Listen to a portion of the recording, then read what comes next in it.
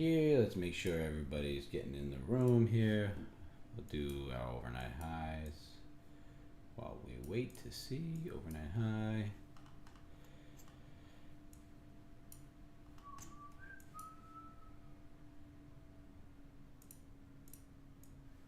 Overnight low.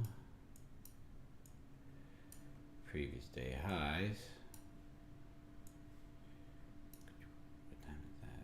1500 right there. So I'm going to call that previous day highs and previous day lows. I'm going to throw it down here. Okay. Good morning, good morning, good morning, good morning. I'm just working on my levels here. 3 minutes till the open. Monday morning here. Alrighty, let's see. 8:30. So my low of the day is in this purple box. So we're going to throw that out there. Overnight low coming in right about there. I think that's the overnight low. Right there. Haven't been lower than that. So we are here right now at just above. We're opening up on these highs. Previous day high is going to be right here, which is that wick test there. We gapped up. We gapped up overnight, Sunday into Sunday. We closed that gap to the downside, rotated underneath 827, hit off on the support here, and now have rallied up into that overnight high. So we are watching this overnight high. This 827 level is my key level for long term.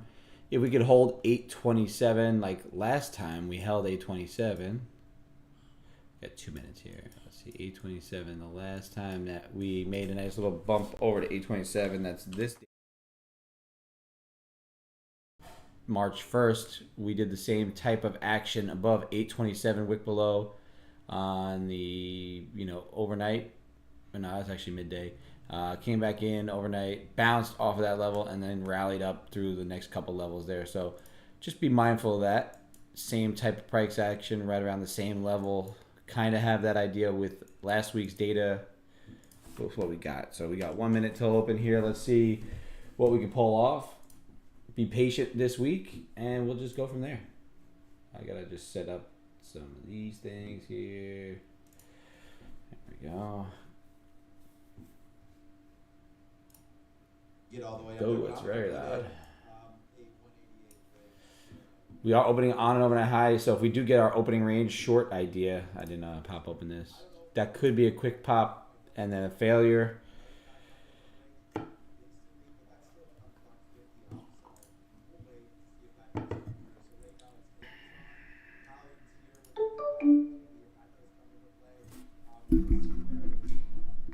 There's that little bit of a bouncy. Price action dance around a little bit here on a Monday.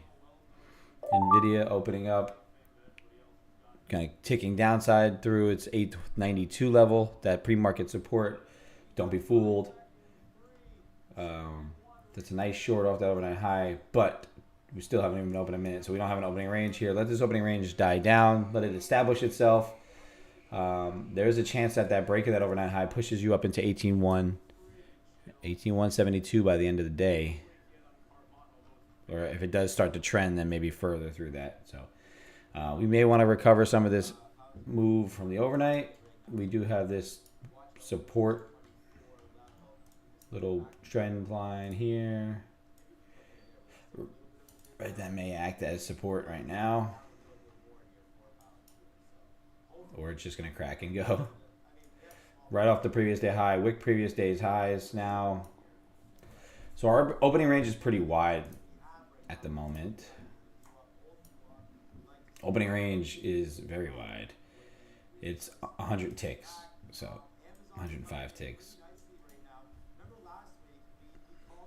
Russell is going the complete opposite direction. Straight upside for Russell. S&P is doing the same thing as the NQs pretty much. Let me throw those S&P numbers out there. S&P high. We'll go with that pre-market little level there. BAM looks like around here is the overnight low for the S&Ps. So let's just be patient. It is Monday. Let this market do its little market dance, Monday market dance here. See if we can get any sort of interesting information out of this first few minutes.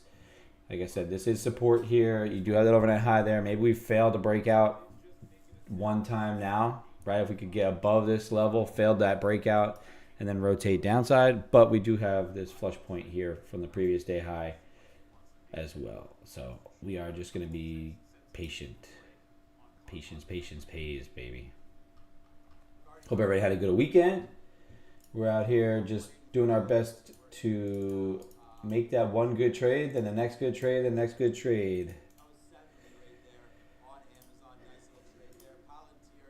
If you're on YouTube, hit off that link in the chat there. It's a link to tradecaster.com. It's where we do all of our analysis, all of our conversation goes through Tradecaster. We are selling off now through that support level. You do have a lot of chop here on the left-hand side, just from this, from 5 a.m. all around.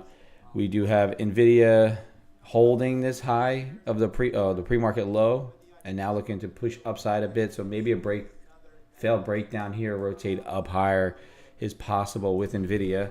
Microsoft is selling off, sold right off into 406.18 and gave a little bounce from there. If it holds 406.18, then long side comes in as well. Apple is pumping, rallying from 182 up to 184, right at 184 right now, closing that gap from that overnight to this pre-market session. So see what happens at 184 for Apple. I'm gonna watch NVIDIA. I'm gonna keep an eye on NVIDIA. Is catching a bid here. NVIDIA is. NVIDIA, Russell is wicking off the high, but holding above 2065, and S&P's is wicking the lows. This is our opening range low here. If we leave this opening range low at the bottom with Delta pushing up high side, if you do break this overnight high, it probably does give you that opportunity for a long for a bit. I don't know about fail breakouts. NVIDIA is absolutely ripping right now. NVIDIA is going to push right up into 900. Could look for a long here off this previous day high. That would have been a nice little long opportunity there at this point.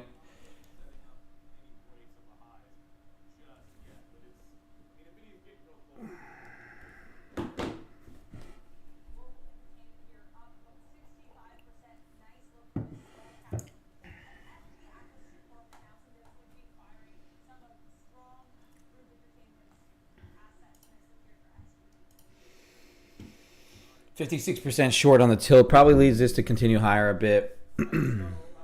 I do think, like I mentioned in my weekly write-up, which is in the alerts, it's also in the YouTube description chat. I can post a link there as well. Put it in the YouTube live stream. There we go. Paste it there. I did mention that bullishness is out there for this week coming up. I do think a break of this level here probably does give us a good pop, but I'm not going to do that quite yet with NVIDIA running right into 900. If it rejects 900, then I kind of want to see this failure fade. But I do like the bullishness stepping in. Could look for a short right off this level here.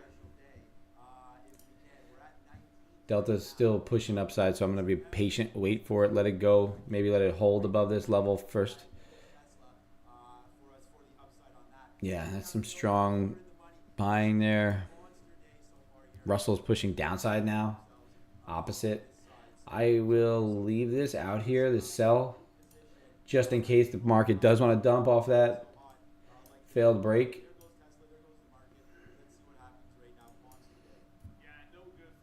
S&P running right up into that overnight high. See if it'll fade it. Catch a quick little move on it. All right, we're short. Able to risk to the high there.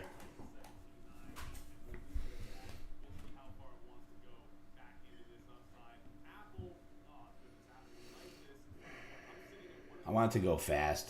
Didn't really quite wait for that to fail. We're at the top of the range. Oop, I didn't check the delta. Downside, I want to see this thing rotate back one more time. That's really why I'm playing the failure of this overnight high. If it's going to run, it's going to run. It's fine. We could take our next trade and see what happens. But I want to see if it'll pop downside one more time.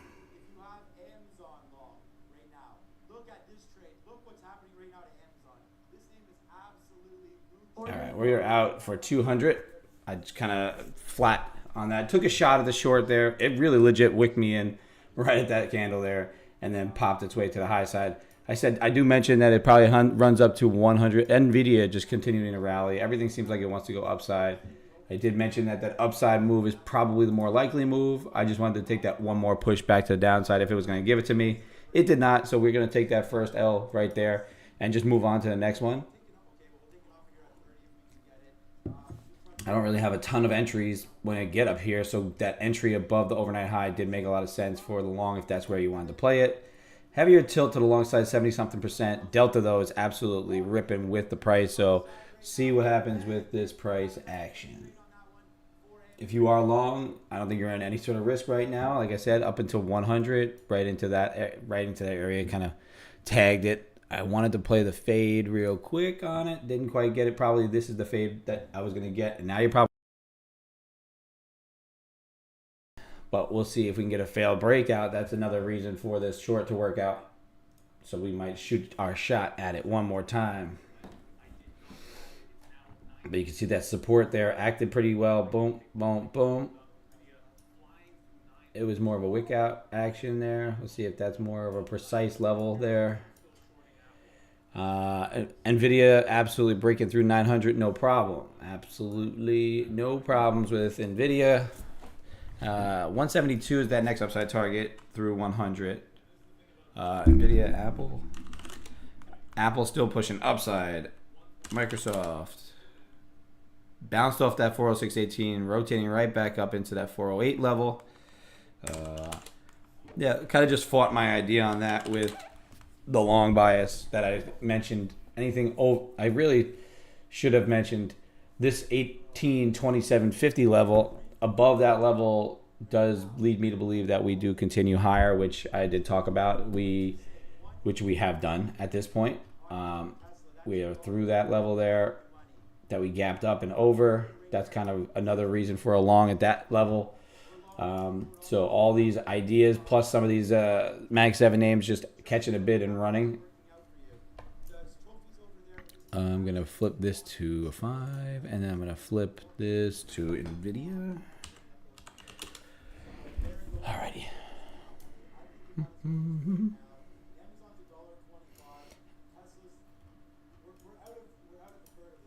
If it fails this level again, and maybe potentially we do have that short idea come into play, I will shoot my shot below it one more time.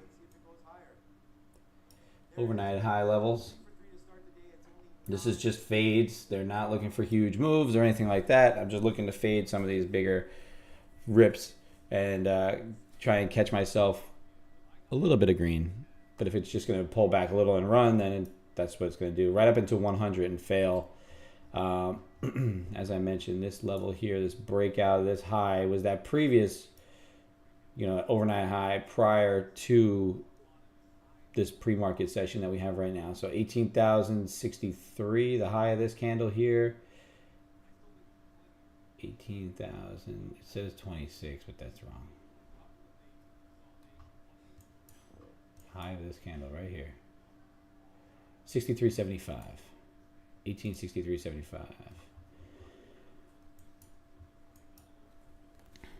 I wouldn't hate for it to clean up some of these other levels here. This overnight low. But 18,027 really is what I want to come back into. That's where I would love to get along, is off that 27 level. But if it's just going to kind of rip right through here and push, then so be it. A heavier long here with a little bit of a divergence in the delta would be really nice, right? We're right up on that second band of VWAP.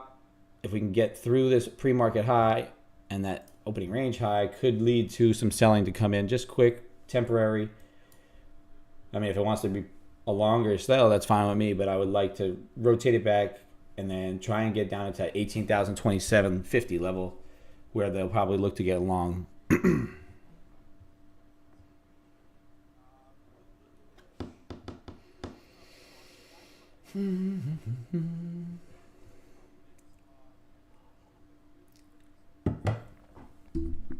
Happy Monday, everybody. Happy Monday. Hopefully everybody's starting off their week pretty nice.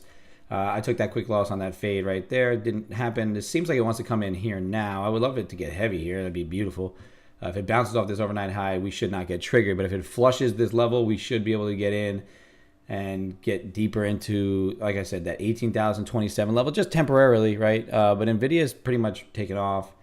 If we do break above this 92, this candle here, that seems like it would be a good reason for it to get up over 100 again. NVIDIA is running right up into 905, 40, 905, 60, 906. Microsoft creeping up as well. Let's check that delta. Heavier delta. Price pushing into that opening range high. Russell back pushing upside. S&P still holding up higher. If S&P can give this up, then it could go. If it doesn't give this up and it continues to rally, then I think a break up over 92 leads you to 100 at least, and then probably up into 127.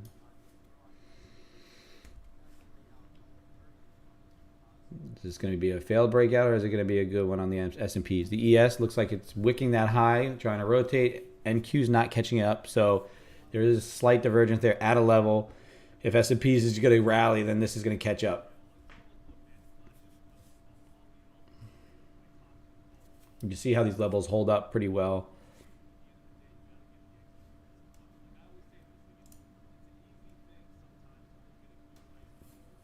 This is the kind of setup I like here. A little lower high. Not a ton of buyers stepping in. Not a ton of new market buyers on the delta.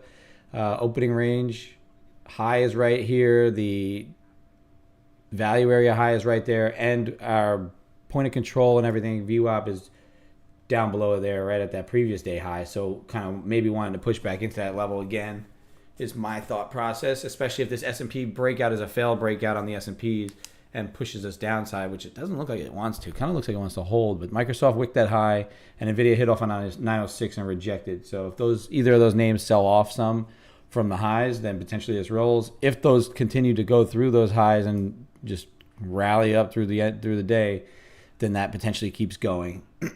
This drags the NQ. S&P is definitely leading us high side. Relative weakness in the NASDAQ, right? You can tell the difference here. S&Ps broke the highs. NQs did not. So if S&Ps does give this up, then the NQ is already leading us to the downside. So it's the leader in that sense. We also have a delta that's not super strong. Price trying to push up, but delta flattening out. You got some wicks on the Russell to the high side. We'll see what happens. If it comes in and gets us into this, it probably does get heavy pretty quickly. If it doesn't, it probably holds this overnight high and leaves us there and continues to go up to 127, probably next step. A lot of buyers stepping in here on the time and sales. Pretty decent size. At 90 to 92. Like I said, over 92, I think we do get to 100. Is this going to show some pretty decent delta? Yeah, you can see that pop. Looking like it wants to make new highs. Pretty much acting the same.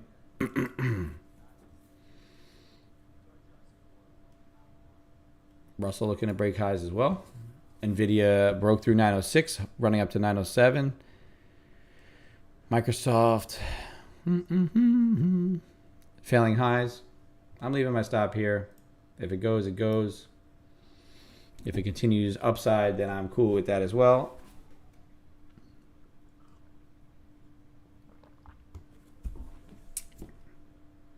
We're just going to be patient, wait for some sort of setup, something to tell us to get long if we're going to get to that long side bias. Although NVIDIA trying to fail 906, Microsoft selling some.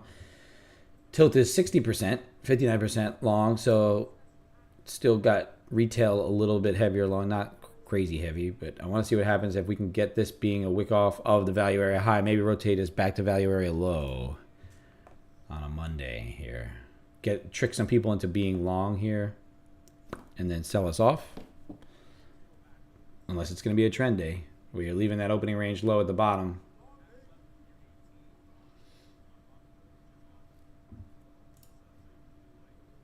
Wick off there, lower high, Delta didn't make new highs as well. Acting in unison. If we can get back into opening range, probably rotates us back to VWAP.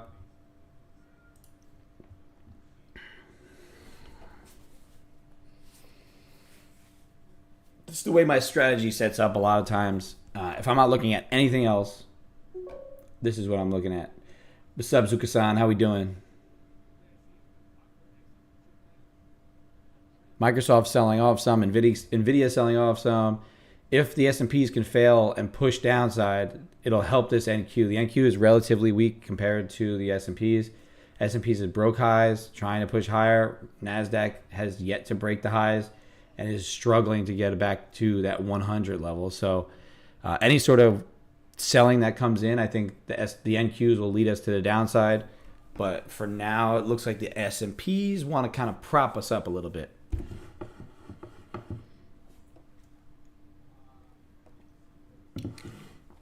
We don't really have any economic data this week. We have 2 Fed speakers today. No real 10:30 we have bill auctions, which may affect us. This is the kind of price action I like to see where it's really not getting anywhere. Nothing's happening with it. The only thing is that Nvidia is kind of now breaking highs and trying to push up. So with Nvidia trying to push up, that probably gives us a little bit more legs. Maybe we wick 100 one more time. And if you start to see S&Ps creep down, then that wick of 100 could give you an indication that you want to fail that level. You just be mindful of this here, holding.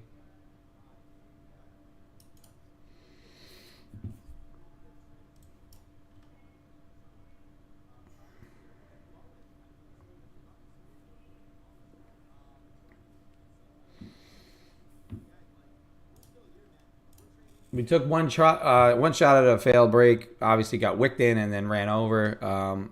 Pretty much right to the tick, wicked in. That's why I usually like to leave it a little bit lower. I had it a little lower. I had it below these tops here and decided to get a little closer to that overnight high to see if I can catch a little bit more on the move, which got me triggered in.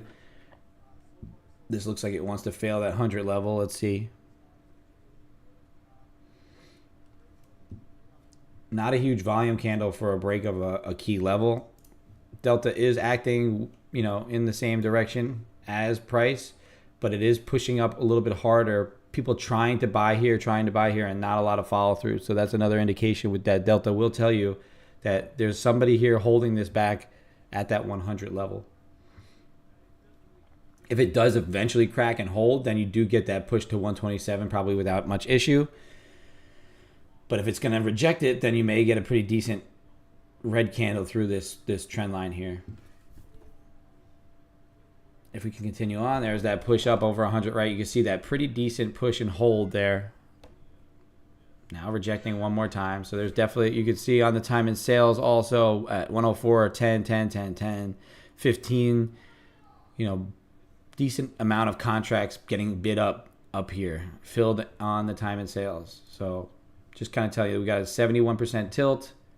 Maybe you break down below 95, get a really nice move to the overnight high here. I haven't been taking these breaks. I mean, they've been acting really good. So who knows, if you do get a break of this 95, you do get a flush down to overnight highs. I've been using that as my first initial idea of will it break down until we go. Dex power is out. That's always a good thing when you're trading.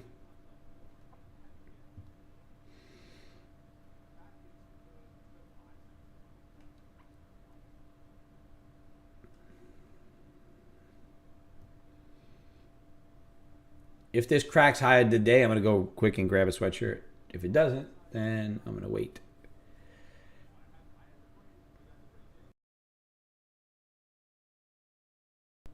Microsoft looks like it wants to get a little heavy. If Microsoft breaks through 407.90 and holds, I think we do get some heaviness back down to 406.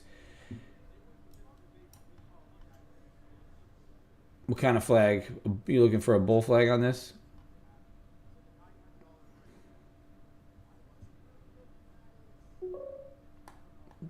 Potentially. I think longer term for sure. I was bullish coming in above 27 the way it worked out. I mean, really should have took this long through here instead of setting that short idea. I actually probably should have just not put it at that tick the way I had it. If I left it where it was, I would have just never got triggered in. And then I would have been more convinced about the long. Like I said, anything long through this probably ran us to 100, which it did without any issue. Up. That's my thought on it. I think Microsoft does help us to the downside if it breaks through 407.90 and holds. I think this does want to have a little bit of heaviness just because it was relatively weak compared to the S&Ps. And if the S&P starts to give up, then the NQ is going to give up as well. This is what I like to see, this type of tightening wedge here to give us an idea of when that short wants to come in.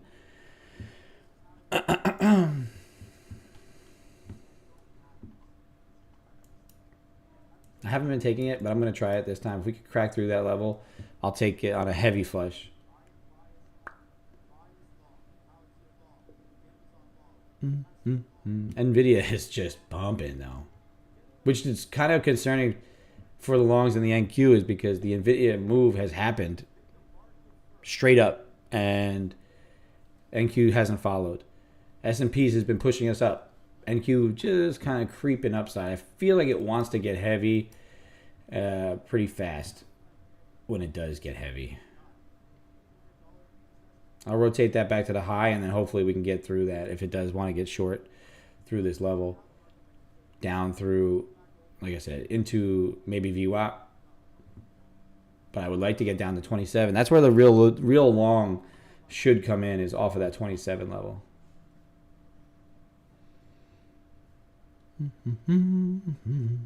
If Microsoft gives up this bottom, then we could get heavy.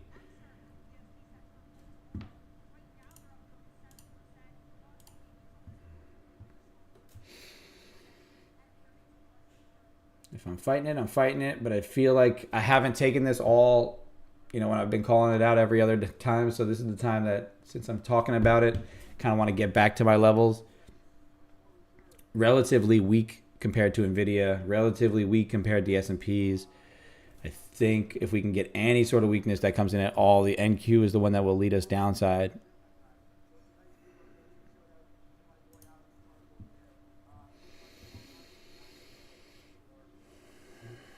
Like I said, if we do crack highs, then I will go real quick and grab a sweatshirt because I'm cold in my office. Microsoft looking to get heavy through that 409, 408.90, I should say, 407.90. It's right at 408 right now.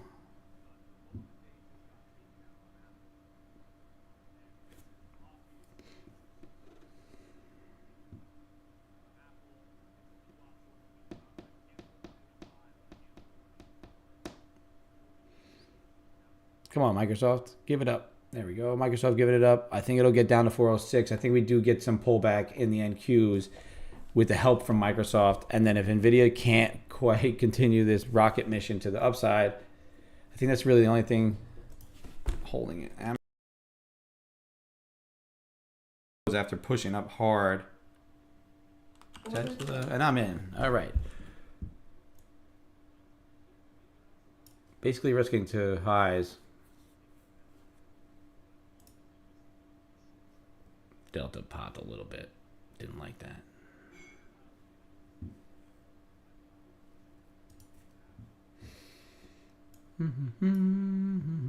I want to get, like I said, down to this one down here, this low.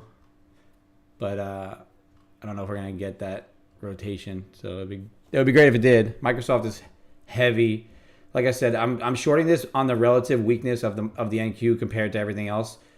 It just was not following through on any of these other names. I should get at least a little bit of a piece of this move to the downside. If it's going to just rip off and run,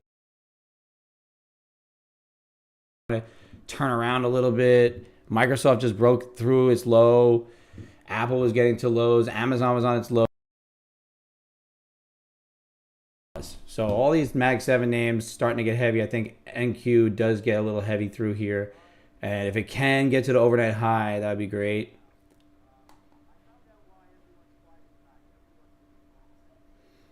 Can we get heavy quick? Do we get a really hard melt off down to the previous day high? That'd be fantastic. I am short here. We are waiting to see if this will crack and go. Purely based on relative weakness from my what I see, right? It's just based on what I see. If I can get down a little bit further, we go to break even there.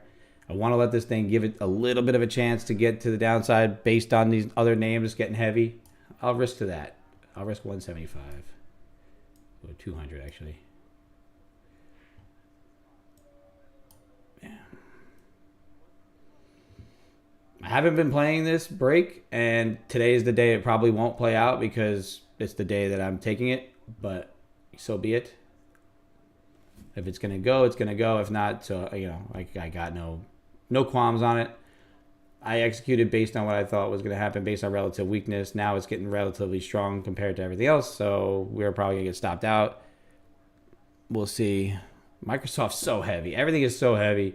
It's just going to go now all of a sudden. So we're out. We're flat. We got one more trade in us, and now I bet you it rolls over based on that wick. Let me go grab a sweatshirt real quick, and I'll be right back.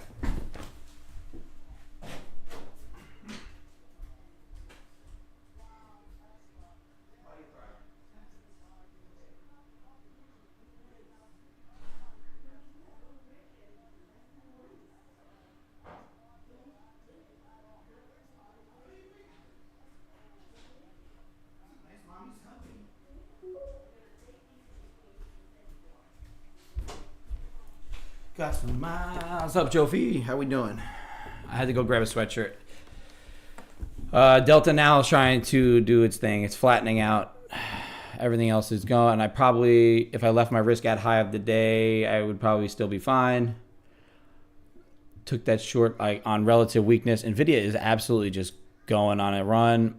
I took that short based on Microsoft, Amazon, Apple, everything going downside. S&Ps also pushing downside, and with the NQ showing the relative weakness in my eyes compared to everything else, now it's catching up. So I came in with an idea of a long bias, and then today I took a couple shorts. So far we're 0 for 2, but not two full losers, so we do have one more good trade left in us, which will make up the day.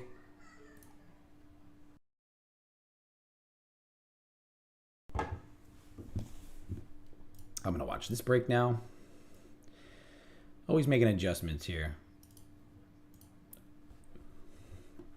If I can get that cracked, then the short through low. If it's just going to continue straight up, then I'm going to watch 127. That's my next level that I like.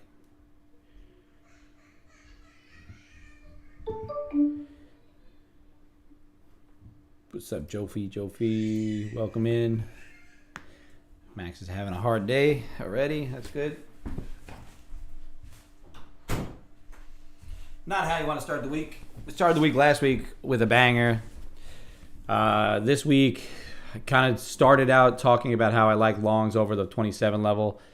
And we did not execute on that. That 127, not 127, 18,027.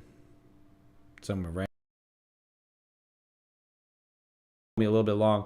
This wick off high possibly is that now that idea of that short. So let's see if we can get back down through the level that I shorted before.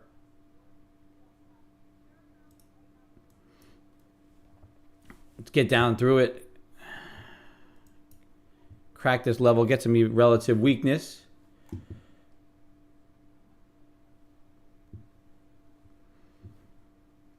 Welcome back to Dex Power. Now we can see a bit. All right, let's see. I'm going to shoot my shot on this one as well if it does go. Creeping up on the price, creeping up on price. Delta pushing up actually pretty decent, and then you're not getting that follow through. That's another divergence that I like to do. I do like to play, right? I said, and we also got the point of control to flip to here. So a lot of orders being executed right around this area. So if this area does give it up, should rotate back down pretty fast. First time's not the best time to take that short. I'm shorting through the same level. The order I had before trade wise, I got filled at 92.75. I'm one tick below that. Tilt's still long biased, 59%. I will short this. This will be if I, Microsoft pushing right into that 406.18. If it can get down into it, if it does get through it, then that's a very interesting level. NVIDIA just hit off on 915.50, 915.82. It's a pretty key level for NVIDIA. Next level above is 918.83. So if NVIDIA just keeps going, watch NVIDIA's overhead resistance at 916. But that's a pretty big run up. Although it is NVIDIA, so it could keep going straight up. We'll see if Microsoft catches a bounce at 406.18. If not, if it does flush, then we do potentially want this short to go downside here. 18.1 holding.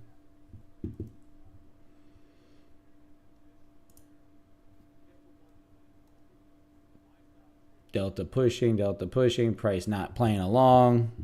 S&Ps. Sort of bull flagging like Kramer said.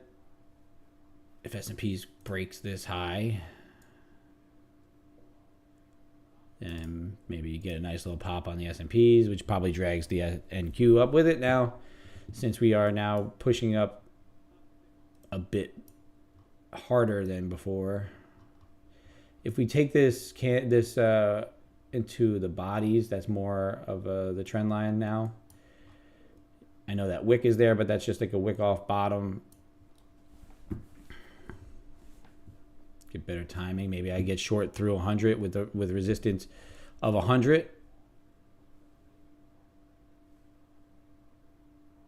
Get short through these guys right there. Front run that a little bit.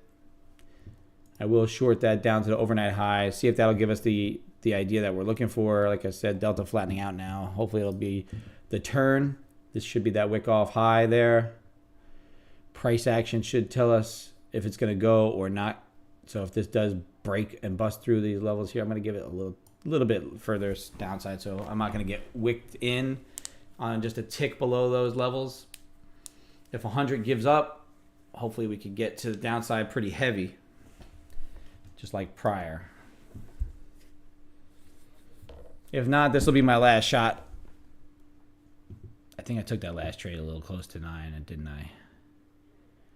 Yes, I did. I broke the rule there. I didn't pay attention to the time of the day, and that's where I failed. Hopefully this one now, since we're past that, can give me that better idea of what's going on. Miles on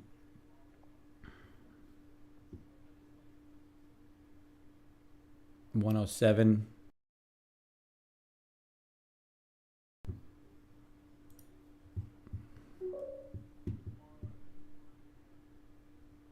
No, how much were the food? I mean, it's Miami, so I couldn't only imagine the ridiculousness of the F1 food prices. See, that's why I moved my stop sell there, because I felt like that was going to be, if you're going to get wicked in, manipulated and wicked out before any sort of move. So I am going to wait below this candle now. Hopefully it'll push us down hard. No. Could you imagine going to a race like that and you're like, yeah, I finally saved up enough to get a ticket. Or you fucking just buy a ticket, an outrageous F1 ticket, and then you go and you try to buy nachos for your kids, and it's $180. And you just never go to a race again, because why would you do that? You watch it on TV, see it, the whole car. At least Lando won, though. That's always good. Finally, he got his first win. There's that crack and break of the S&Ps. That was a really nice bull flag break for S&Ps. But still, NQs is not playing along here, right? At some point, this relative heaviness is either going to catch up or it's going to break down. And you can see some size coming in on the sellers. 14, 13 lots at 103 here. Now we're pushing upside. There is trying to catch up, breaking the highs.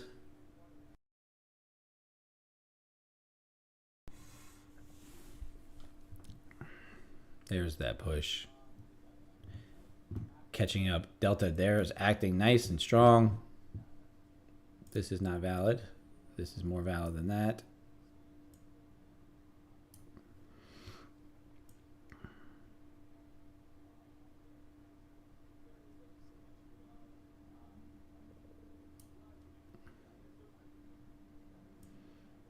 some miles on it.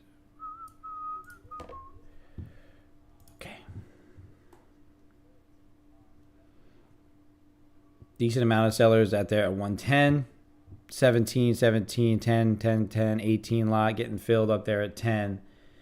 A breakdown of 100 should give you a flush. That's really what my thought process is on that. Break of 100. Rotate. I want to get back to the overnight highs. That's the goal. See if I can. Giant flushes. Like, I don't really care. If it goes all the way down, it would be awesome. And I never get stopped out, then that so be it. But if we do get to that overnight high, that's a really great first target for this short to the downside. Very short biased, as you can tell on this day. Just something about the way that the NQ is just not following through tells me something a little bit different than the story that the S&Ps is telling me. And like I said, no data. It's a low data, slow data week. I think we try and stay a little bit more rotational. And that's another reason why I felt like this today would probably give us at least another attempt to the downside. That's why I'm looking for this short up at this area to try and get myself back to that overnight high. And then if you fail that overnight high, that would be a very interesting setup. You know, I would like to get into VWAP. And then this trend line here that's been holding since this morning. Right, that's like a pretty explosive push off of that level. This is now starting to give me that nice little wedge pattern that I like to see pretty frequently. I don't want to be right up on 100 because I don't want to get wicked in on a liquidity grab below 100. So down here below this structure, there should be a decent amount of stops down here that should help us to get flushed a bit if it does want to go. If it's going to continue to rally, then it's going to continue to rally. But I'm playing the fade. I played it twice, stopped out twice, not for full losses. So we got one more shot. If I start the week off like this, we can always improve on the week. Microsoft caught a little bit of bounce. Never quite made it to 406, but I think if we can continue the heaviness in Microsoft, then it does go.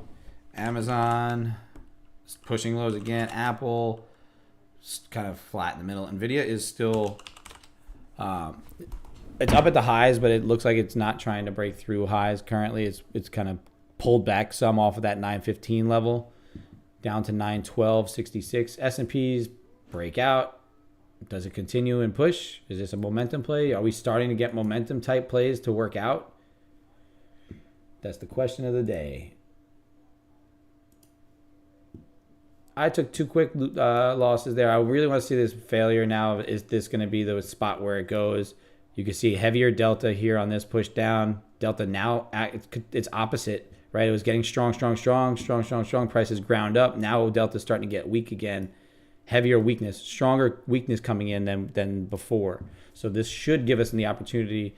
Tilt is still 53% on the long side, giving me the opportunity to believe that there is still some sellers to come in. If we get triggered in here, we'll risk above 100. Looks like that's the case. If we get just ticked in there, that's going to be ridiculous. Should get heavy. I would love it to just melt off, never come back. But that's just a hope. We only can just enter based on our idea and see what happens from there. I got some miles on it. Could we crack through this low here? If we crack through that low, then I'm going to even. Candle to candle. I'm going to leave that over 100 and then see if we can get lower. If we get down to the overnight high, I'm going to trail pretty tight to the overnight high. But I do think VWAP comes in. There we go. I'm going to put myself at even there. If we don't go heavy fast, then I'm going to be out. Take some money off the table. If it gets through low, then I'll go just past break even. Then we'll start to trail pretty quickly as we approach that overnight high. I want to let this short play out a little bit. So even is nice until we break through that level. Or even back, risk that full amount. Let this trade play out. It's not going quick yet. It's kind of just lingering here, kind of grabbing liquidity. I don't like it. I don't like it not to stop me out and then go, but can it go here, get heavy? There we go. A little bit of a pop down. I'm out. It looks like it wants to grab some liquidity and bounce. All right, so we bought ourselves another trade there. Caught a small little $30 winner there. Can't be mad at it. If it goes and flushes now, then I'll be okay with that. The idea was right. I want to watch that overnight high anyway. But I didn't like the way price was bouncing around. Could have easily gave me a nice pop up over 100. If it does pop over 100 and fail that, then you look for the short off of that. Nvidia's getting heavy. Now it looks like it wants to play along. See, you can see how heavy that delta gets. We just never quite played along with price. I do want to short that. I love that short. That was a great idea. Didn't let it go. Didn't let it play out. Now it's going to go because we got stopped. But I just didn't like the way it was dancing around. And the heaviness of the tilt starting to get in my direction. So you can see why we executed that. You can see, the thought process behind the way this is wedging out, getting heavy. The break of 100. Didn't want to quite be in there right then. I wanted to wait, let it confirm, which it ended up doing. And now it's rotating back downside. I think you do get back to overnight highs. But what kind of resistance are we going to see here? Is this going to be big resistance or is it going to be a flush point here at 86?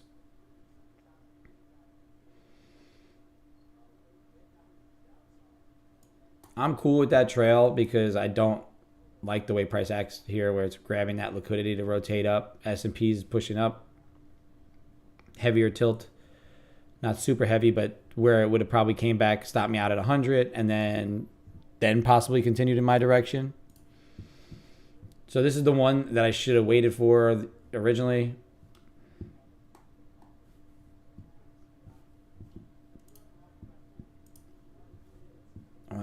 I want to usually see this thing get heavy fast, right? That's my game plan. Quick moves, heaviness, be right on timing. It's really this move right here that you want to catch. If it doesn't, right, we're in that liquidity zone. There's high volume here.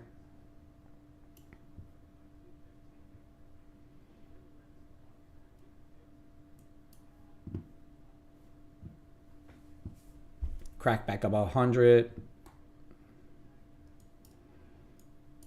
Then we'll look to short that level again second time. Right? You grab the liquidity once, twice. If you break through the low, then I think the follow through happens. Let's see if we can get a push back up. Get over 100. You can see S&P is relatively strong.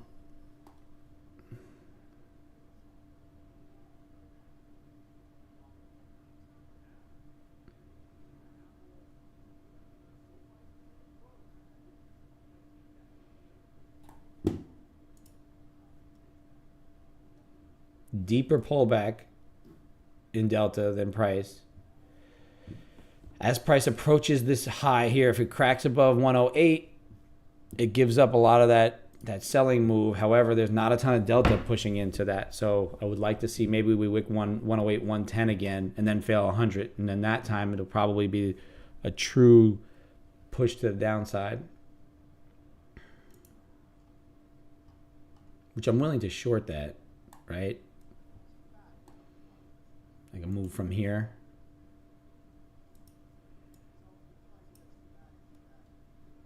Order filled. She wanted it to get up higher before that. I didn't really want to get triggered there yet, but hey, let's see what happens at 100.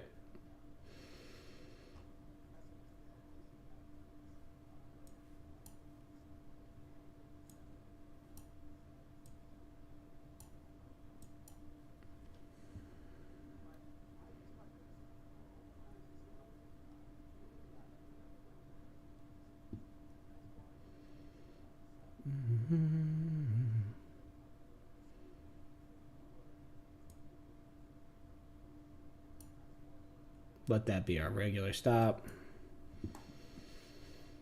Normal stop, let it go. Give it some chance to breathe a little, then get down through our level, get through the low. If we can get through the low, then we could pop our stop at even. Or even before that, probably. We should get heavy pretty fast.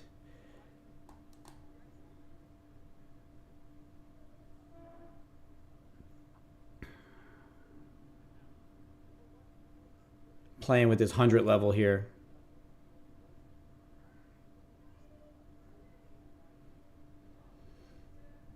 Thinking this is a breakdown, right? Head and shoulders type looking thing. If we could break through the low at 88, then it should get heavy to the overnight high pretty quickly. That's got to get through 88 though. All right, there's my even. If it goes, it goes. Again, same type of deal. If it goes, it goes. If not, no biggie. We're at break even. It's a free trade. So we're now looking to flush that low. It's the third time it's touching it. If it can't crack it this time, then it's going to probably act as some serious support, and then it'll give us a hard bounce. But if not, it should either be a break or bounce point. Hopefully it's the break point since we are short. There we go. We are at the break point. See if we can get the short to follow through now. If it's not going to follow through, this liquidity grab rotate us to the high side. If not, it should give us a nice follow through down to the overnight high, into VWAP, hopefully, and then back down previous day highs. You know, that's just like the idea with the trail. You know, I'll go to 130, buy myself another trade. Every single time I'm taking these trades, I'm looking to just kind of buy myself another trade. And it goes correctly, that's where I get out, you know. I would like this to get down into VWAP. If it doesn't, then, like I said, the failure kind of comes in and rotates us back high side. It's hard not to want to secure the profits now. I get it. But, like, I want to see this follow through to that overnight high. That's the kind of move that we're looking for when you break a level like that 88 level. It should not come back above it. And if it does come back above it, right, if it comes back above right there, above 88, then you're probably going to get stopped out at break even. You're probably going to go to highs. So with the heaviness of this market, I wanted to see it go, but it seems like it wants to recover that level, to be honest with you. It's just not giving you that heavy follow through. So we're probably going to get stopped out right here. There we go. And that's you could see that being a wick, a liquidity grab, potentially now to rotate us to highs. If it goes down to overnight highs, so be it. But realistically, like I said, we kind of just bought ourselves another trade there. It wasn't a fast enough move, right? I'm always a fast move, fast trail kind of guy. That flush there wasn't a fast move, so it required me to be more slow, more patient with my stop. Overall, potentially, do we continue down in my direction? It could, but realistically, I want to secure that little bit there. And if it gets back over 100 and it starts to fail 100 again, maybe I just take the same trade and then I see if it'll follow through this time, right? Because this, to me, as I mentioned, if it fails 88, probably fails back to 100, which stops me out at break even anyway. And why not take that 150, move on, and see if I can get another entry, another idea. The overnight high failure would be nice, but I have to be very cautious on that overnight high break. We are, like I said, from that next good set of moves. You know, we're buying ourselves another trade for the day. Now it's trying to crack 88 again. 88 seems to be an important level. This bottom end of this wick, 87.25. Now looking like it wants to get heavy through it. There's actual heaviness. 72% short on the tilt doesn't convince me that it's going to continue on, right? There's a wick off bottom in Delta, wick off bottom in actual price. If you do crack back above this trend line,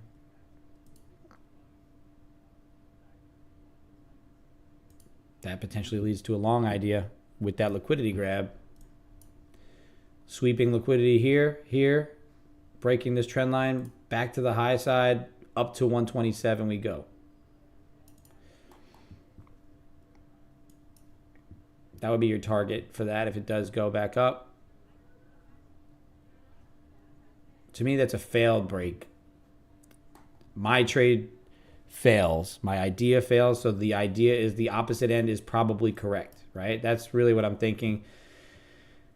You would need confirmation somehow to tell you to get into this, but maybe a close above this trend line. Got 30 seconds. If this closes over here, then you, like I said, probably up to 127, 130 you go. Stair stepping up with the Delta. Relative strength in Microsoft now and NVIDIA catching bids. Failed to break this level. We're at 100. You know, if 100 goes to the high side, maybe 100 goes. That's the explosive point potentially.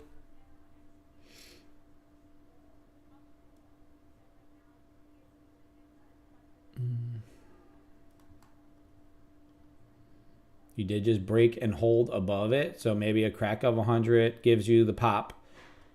So if you want to take a long off 100, risk to 90, you know, that's the idea with that. If it fails 100 and rotates through 88, then you have our idea come back in. But like I said, Microsoft strength, NVIDIA strength, S&P's got back above it. You could probably stop buy in here above 100 and be safe, right? This could be a safe move.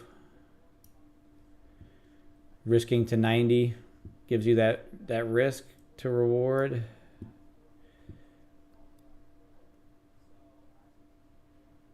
Up to 127.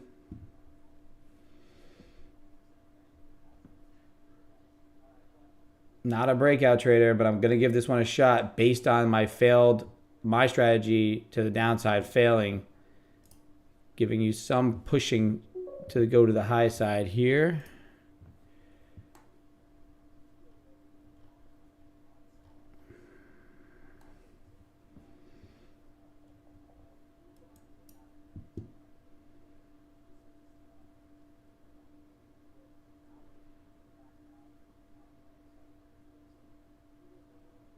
Microsoft absolutely pumping. I'm going to take the long. Order filled.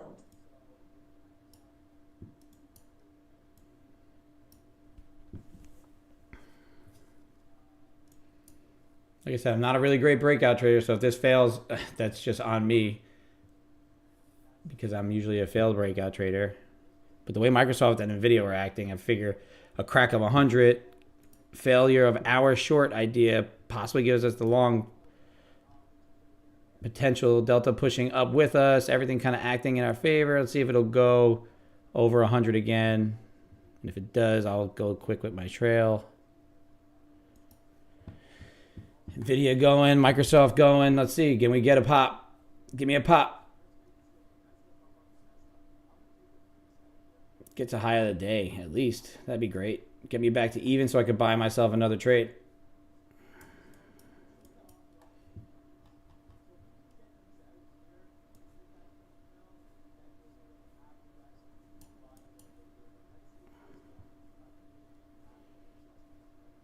Look to potentially get this to go at that 100 level, really rejecting. Not going quick enough for me. Do I want to bang out? I don't. I want to be patient. Let this thing go. Let it try and get up and hold over 100.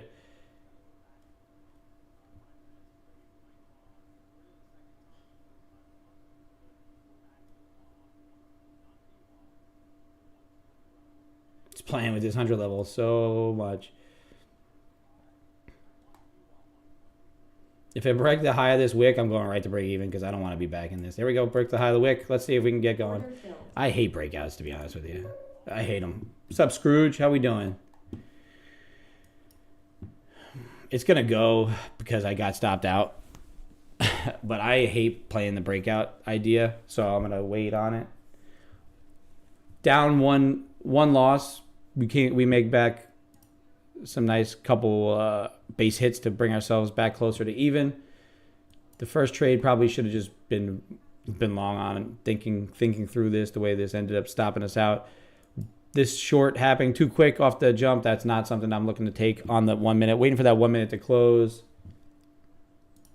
Always well, Scrooge. Hopefully everything's going well with you guys. Like I said, we are out here every day, 8:30 to 11, maybe a little longer depending on the day.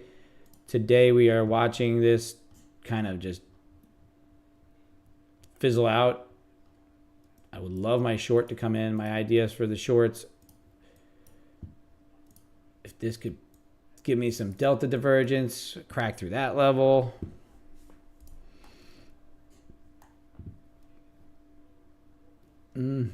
Relatively speaking, delta is pretty much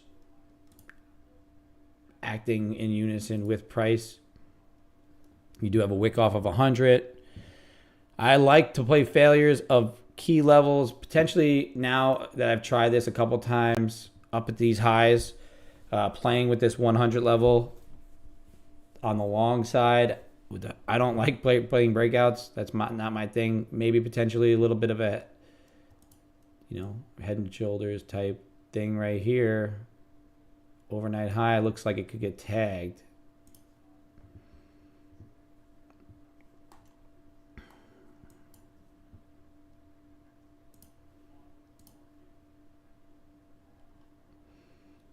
The way price works is it wedges out, and then if it breaks a direction, it usually gives you a little bit of a push through it.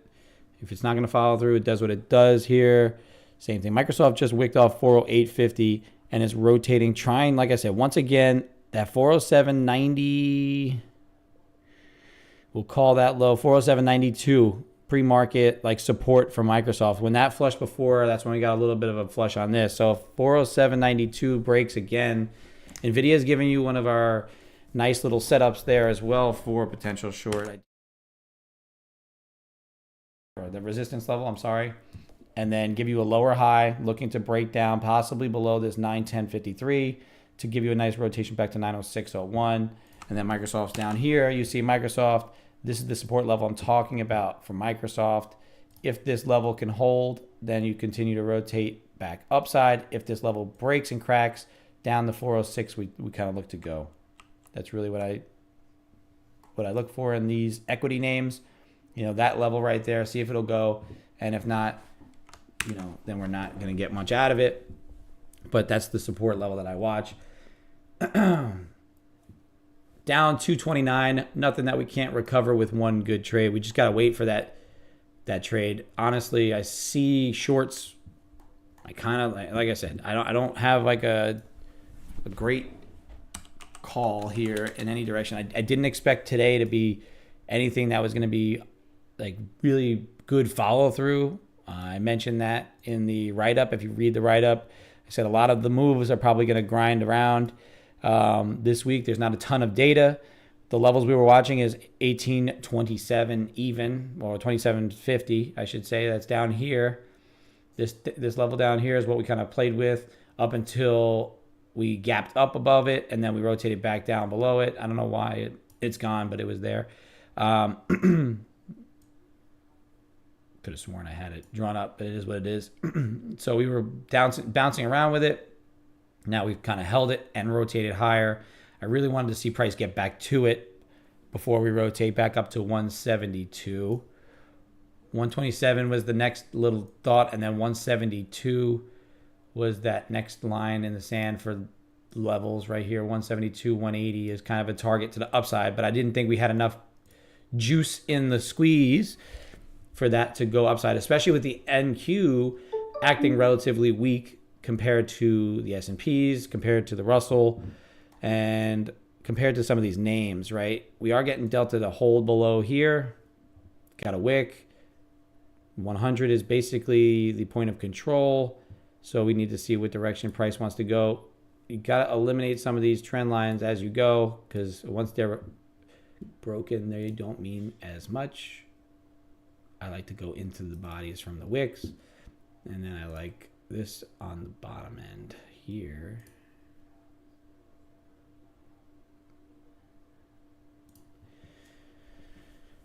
Watching those wicks. I mean, potentially you could even give yourselves another one here.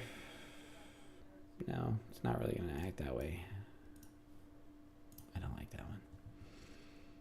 Crack below that there at 95. Once again, that was the short location before 90, 95. 88 was that breakdown point that I was mentioning. So looking for that flush now here to see if it'll come in. Microsoft holding 408. If 408, 407.92 goes, then this goes.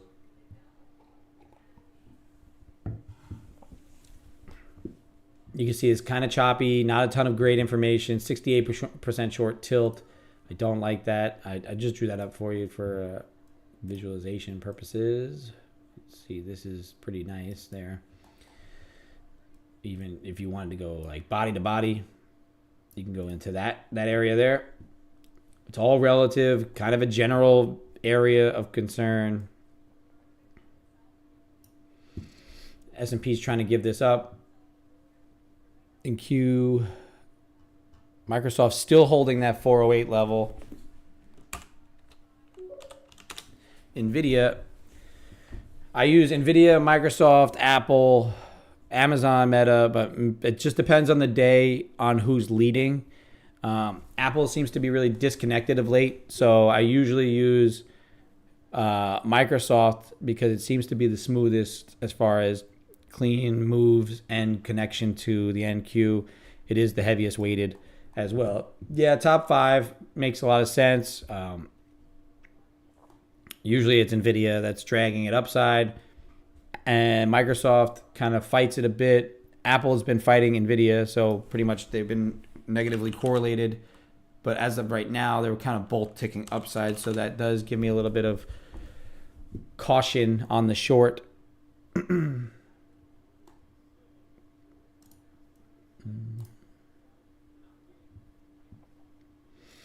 And the reason why those Mag 7 names are the reason that people watch them is because they are the heaviest weighted. 33% of the NASDAQ is weighted in 7 names, those top 7 names, led by Microsoft, NVIDIA, Apple, Google, Tesla's in there. All those, Google, Amazon, Meta. Those are the names that you're going to be watching. It's a tech-heavy index, so AI, a lot of the tech, a lot of the chips are going to drive this. So if you get, let's say AMD is going to be leading NVIDIA today, which it might be. AMD is looking like it wants to get short, and if AMD gets short, then NVIDIA possibly follows AMD, which leads this NQ to want to go short right here, below 88. Give me that short through 88.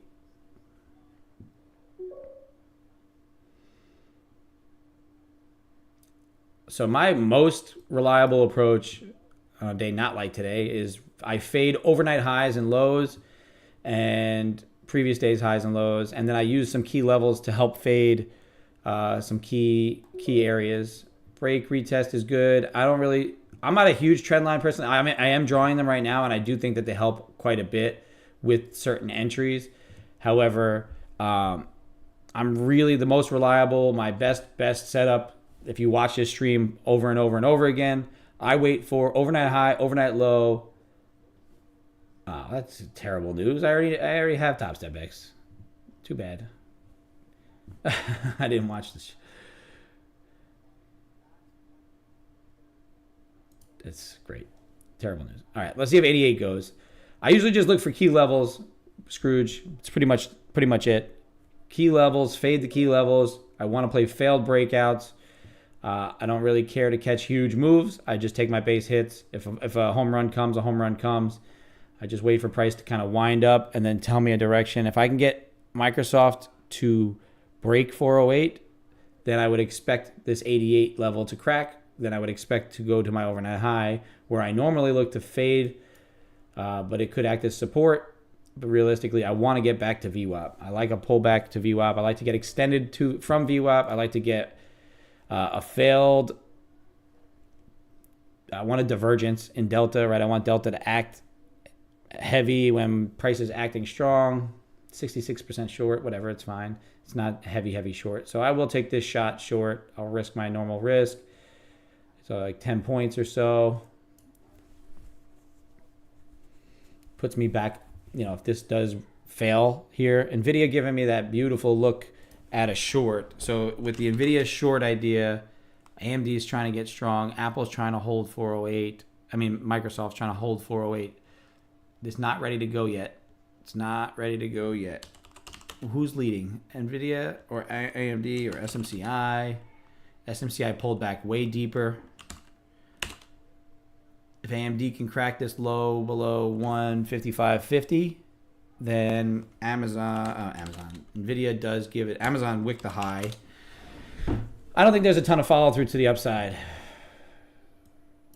A 50K account is $20. Oh, wonderful.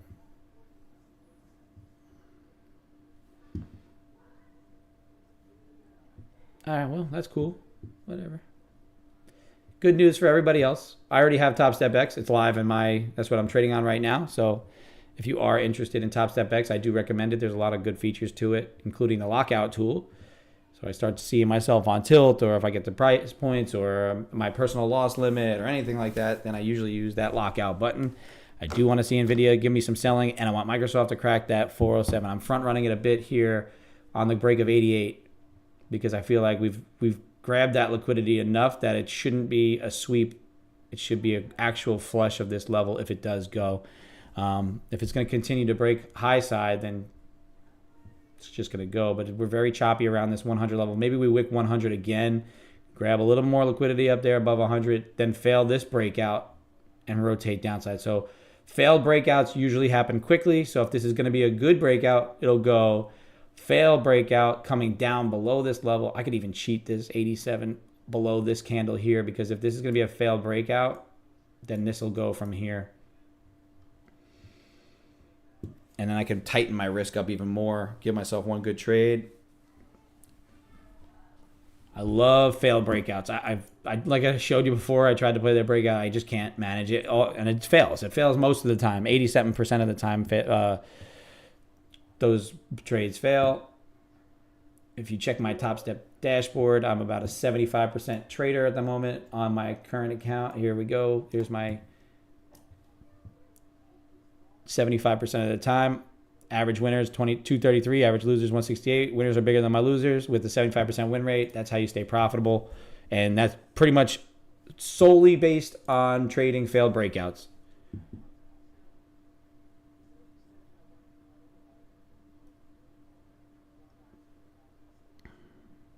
See, Microsoft wicked 408.50 3 times. Here, this is what I'm looking at over here. Microsoft, wick, 408, 50, once, twice, 3, 4 times. If it fails the 407.90 level again, then that give us a rotation down. NVIDIA, right here on the high side there, that's on my top chart. NVIDIA running right into that level. If it fails to break this 915.80, 916 level and gives you a wick and a rotation down, it adds confluence to our short on the NQ.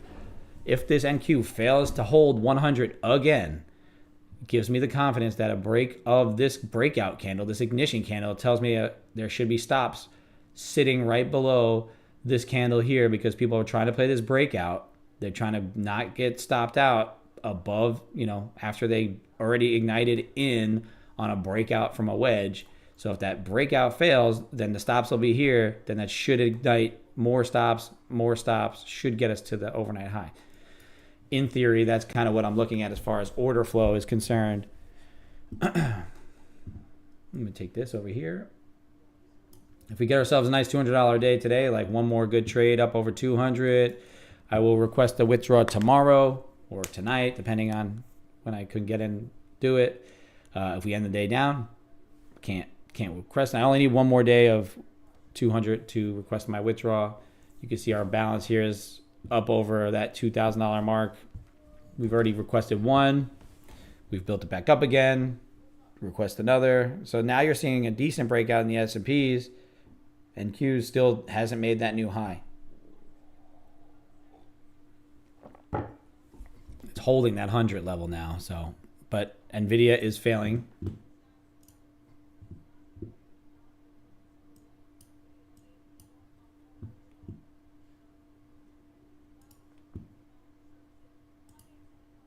I thought they had it live already for everybody. So there's a nice wick. Let's see if Delta acted that way. Delta's pretty strong, relatively speaking.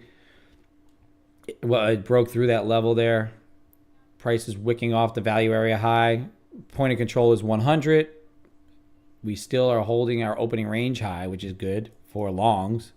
But I'm not looking to long. I'm looking for a mean reversion back to VWAP. Maybe if we pop up into this second band again, that's like an ultimate target for a long idea right there at 132. I'd mentioned 127 being a nice upside target for anybody who looks for that long breakout continuation. Guy, I'll leave my stop sell there for a little bit longer. Not really expecting it to kind of do its thing quite yet. I want to see what happens with NVIDIA, with AMD, with Microsoft. I don't really care about Apple right now. It's just disconnected. AMD tried to push highs. Microsoft pushing down towards that level that we're very interested in, that 408, 407.90.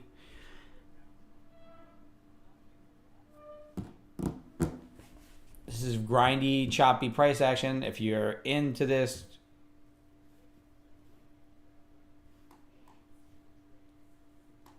you know, build up, break out, 127, up into that standard deviation from VWAP. I'm looking for a pullback to the VWAP area. That's what I'm looking for. Potentially, like I said, failure of this level. That was a nice little breakout. Seems like it's confirming. It seems like it wants to hold at the moment. I just, like I said, with NVIDIA now cracking through that 916, see if it's going to give it up or if it's going to hold, which it looks like it's failing it a little bit right now. It's not quite breaking through, If it does break through, I think a quick pop to 918 does happen on NVIDIA. Microsoft holds, and it's just wedged right there between 408.50 and 408. So if it does break that 408.50 and holds, then maybe look for Microsoft to continue on to 409.86 if it cracks the high of the day.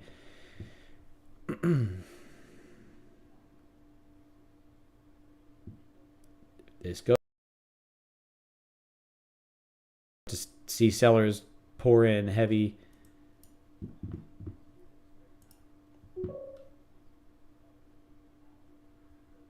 Yes, that's how it works. There's no time limit, no. You just have to make $200 a day 5 times. I've done it once on this account. I did a live withdrawal. I withdrew $800. I built my buffer, so I built my buffer to be up to 0. So that's trailing drawdown of $2,000. So I had my first payout. I wanted to build that buffer up a little bit more, so I waited like 7 days of $200. This time I am one $200 day away. So it's got to be 5 $200 days after each withdrawal. If you get over 30 winning days, then you can withdraw at any time, 50% of your account. Well, actually, I think you could withdraw 100% at that point. But yeah, that's the answer to your question. There's no time limit. You can do it in as many days as you want. They prefer you just take your time. They're not rushing people. It's really a great, I find them to be the best at the moment as far as everything is concerned. I want to see if this trend line will go here. Like I said, Screwjacks, if I'm a big trend line person, I'm not really a huge trend line person. It's just kind of how price acts around these levels, right? 100 is a pretty key level. Price winds up. It seems to break. When it breaks these levels, it breaks pretty fast. And then if it's a failed breakout, then I want to see that return back below where people would have had their stops initially on the breakout, right? Playing their psychology against them, potentially look to short and then risk to about 100 and then see if I could get myself heavy quickly. That was a really strong breakdown. Should get us down to VWAP if I could get that heaviness to come in. NVIDIA failed the high. Microsoft still kind of holding on. If Microsoft gives it up, then we could probably look to melt off. I don't mind this. This is if we end up like coming in hard and it just wants to take me out, then I'll take it. But for the most part, my profit target usually gets trailed pretty fast. It kind of moves with my trail. So I'll trail my stop and my profit target all at the same. If this goes here, like I said, I feel like it should be a pretty heavy flush through this 88.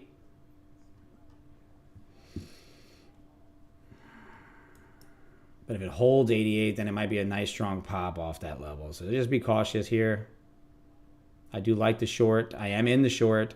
See if it'll get heavy and do me a favor and bring me a nice move to end my trading day today. I'm just playing my probabilities here. I play that breakouts fail most of the time. A return to VWAP is likely. So we could try and get that law of averages in our favor. See if price will average down to VWAP. Overnight high is really that first target that I really want that price to get to if it's going to confirm my direction, right? Overnight highs are usually a draw, a magnet. Let's see if Delta's heavy. Delta's pretty heavy, but it ripped and sat right on top of that where it broke out from before. So I don't like that. Everything is pretty heavy. The Russell's pretty heavy. If I just wicked in there, it's great. It's kind of how it goes sometimes when you're trying to play a failed breakout. NVIDIA still holding below 915. Microsoft, I wanted to give up that 408 level. If it can, then this should help our trade out pretty good. It's trying to hold that level, but it's not doing a great job. It wicked that 408.50 like 4 or 5 times. So if we do crack here, that 80, and if we can get to 80, we're going to go to even.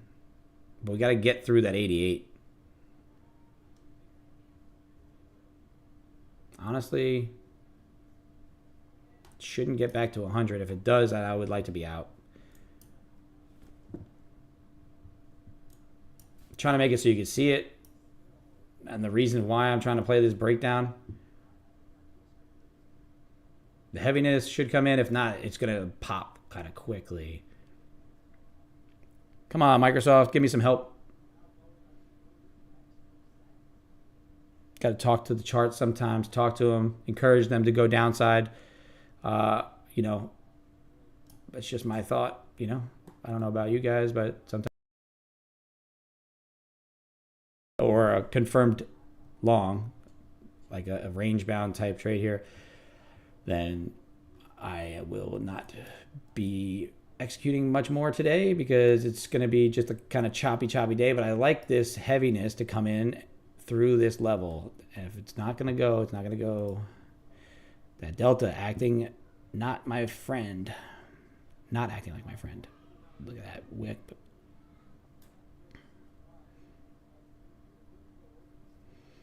I expected stops to get run there. That's why I like that area. But now we're going to get stopped out at 100. It's one of those days today, I guess. Play that breakdown from the high. That would be beautiful. Play the 100 break. It seems like that's a key level. But, you know, it is what it is. Microsoft catching a bid off that bottom. So potentially that's the bottom. I'm giving it its room to 100. I should give it to 100 and a quarter. I know it's I risk 85 more bucks now. Nah, 15 more dollars to just not get wicked out at 100. If it goes over 100, I'm out, obviously. But I didn't want to get wicked out if it ticks 100 and goes. So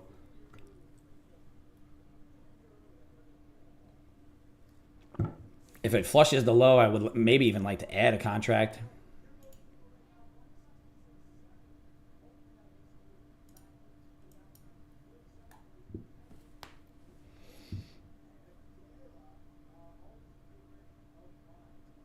Because if this fails this here, that confirms my move.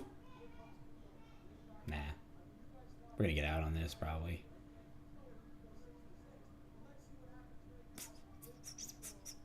Choppy day. So I like to be right quick. I don't like to dance around with my stop loss at all. So pretty much looking to see. I mean, obviously I'm going to keep it above that 150. I'm not mad if it stops me out. The reason I put it above that 100 level is because I just don't want to get ticked in at 100 because 100 is obviously a key level. But you can see S&P's running. There's a huge wick up. We're going to get rid of that. Still have that one trade left to be able to execute. Was my timing off? Maybe. That was a really nice push. Heavy flush right into that resistance level. To me, that tells me that probably we want to go higher now based on the way that price moved. But I can't be mad at executing that trade below the first ignition candle, right? This is what happens when I don't get to be playing with my levels. If I have my overnight highs around here, potentially this is an easier trade for me to take. You can see that breakdown from there. Microsoft now trying to fail that. It's funny. Eventually this cracks and goes. But when does it do it is the question.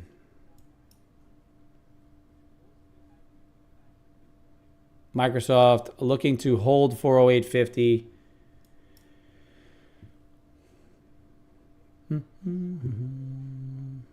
Lots of chop here today. Big choppy day.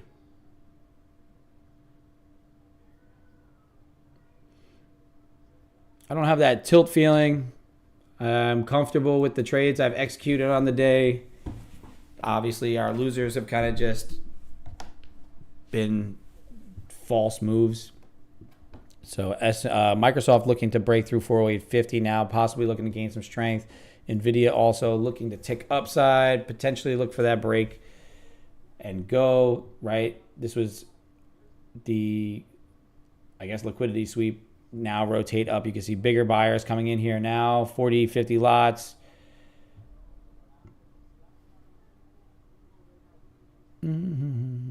Microsoft. Let's see what Amazon's doing. Amazon pushing the high of the day. NVIDIA looking to crack that high, possibly looking to go. Microsoft just broke 408.50. Kind of wound up. See if it'll go. At some point, this will break in a direction. I did expect slower moves, grinding kind of moves today. Like I said, if you read through my my write-up, it's in there. Kind of expect bullishness above that 27 level, which is kind of what we got. And then expect it to kind of just grind around for the time being until either you get some news or, price just does what it wants to do. But kind of like a breakout. I don't want to play it because I don't have any levels here. I do think that this circle up here does have a target on its back. You got a rally base.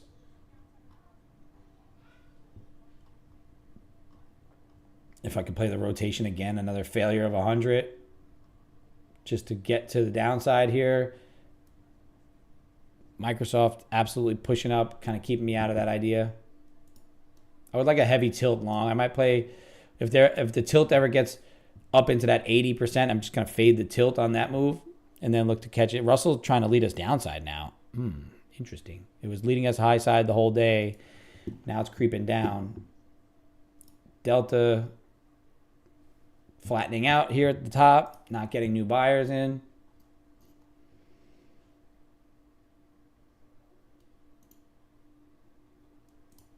I did not want to do that. Order filled. I didn't want to do that. You can see if you market, sell, it's different. I don't like to market in. It would have been good. I mean, what I'd take on that? Nice $15. I'm getting short through 100. Order filled.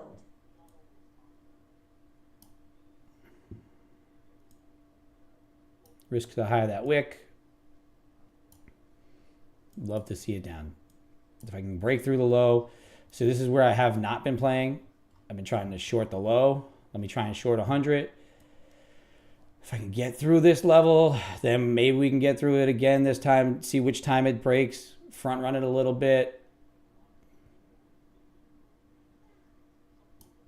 Gonna put it at even. I don't like it. It's not going heavy enough, fast enough. Order filled. I'm out. See, this is just nothing to do there. I'm gonna wait. Be patient. I have one more good trade left in me. If I decide to lock myself out soon, then I will let you know. We have 5 minutes till the hourly close. Let's see where this hourly close is, and then we'll go from there. In Q1, don't get back in there. There's a very wedged out pattern here. I'm gonna get rid of this. Redraw some of these lines, get myself into a better idea. You can see this is kind of where we're looking at here. I'd have to wait for this hourly close. If it breaks now, it breaks now. It's fine. But within 5 minutes of the hourly close, I do not like to take a trade. I want to see what happens with the hour. The 30-minute, kind of a lot of things line up here, usually at this time of day. 30-minute kind of rejecting that level above. Let's see. Yeah, that 127 level still interests me. 127 up to 150. There's some liquidity there. So as far as high side is concerned, that is interesting. Microsoft is ticking up. If we get over 110 and hold, then I think it breaks out. up to, like I said, 127, 140, that range there. And then if it's getting that close, then potentially up into that 172, 180 level. If this is going to just wedge, fail, then the rotation back to VWAP could come in, and that's what we like to see normally. This is really the bottom end of that is that 18,094. So it's really this little wedge here that could decide which direction we go based on the previous 30-minute candle. That previous 30-minute candle body, that breakout point is 10. The bottom end is 94. So it's a pretty tight body on that 30-minute candle there.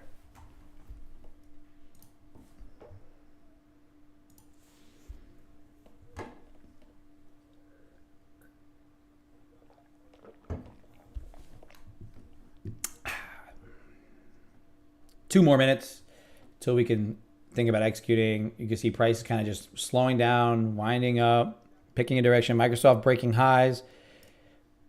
Price in Q not breaking highs. That's like, those are the things that I like to look for. This whole day, NQ has been kind of relatively weak in comparison to the way the strength has been coming into the equity names, the way the strength has come into the S&Ps. So that bit of a divergence to me tells me if there's ever any sort of selling that comes into some of these names, that's when the shorts possibly come in. And right now, Delta acting pretty flat as far as that's concerned, but you can see price pushed up. It was like a nice big rally to push us all the way through here. Delta price pulled back deep. Delta didn't pull all the way as far deep, but now you're starting to see it whip around. We're getting a little whippy. If we can get through this zone here, there's not a ton of liquidity below. It should just fall out. That's really what I've been looking to play this whole time. I need this candle to close below this area and then potentially look to short it. Like I said, I need to see this hourly close happen. Russell creeping down still. S&P's basing. Delta looking to get to a point where it's possibly heavy. You're wicking off this level here. This 90 level has some high volume there. Obviously, you can see we've bounced. At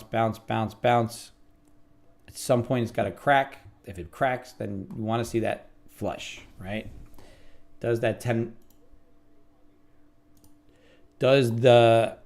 hourly close make us break through this 88 level? Nvidia's rolling over. Microsoft trying to make new highs, hitting right off on the highs, kind of just sitting there. Now it's 10 o'clock. I want to see if we get some sort of push down below that body of that previous 30-minute. That 94 level, interesting level here, right? It just wicked that level, and now it's trying to push up. Microsoft looking to break through highs. Let's see if it does.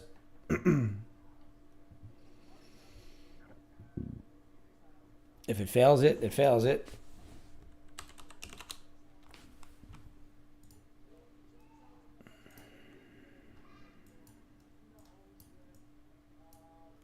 Nope, Microsoft still strong. This is why, like I keep saying, that the divergence here between the two names is very interesting. The strength in Microsoft is not being confirmed in the NQs, so I feel like that any sort of failure in anything gives us a heavy press to the downside, and that's where I'm trying to play my strategy to that failed break above 94. I said was that key level. We just broke through 94, so if we can break through 94, we maybe get through 88. If you get through 88, there's not a ton of support below down to that overnight high. It should be a heavier flush. Bigger size coming in on the sales. 50, 60, 52, 52, 37 came in on the buy. There was a heavy flush. Does it go this time or not?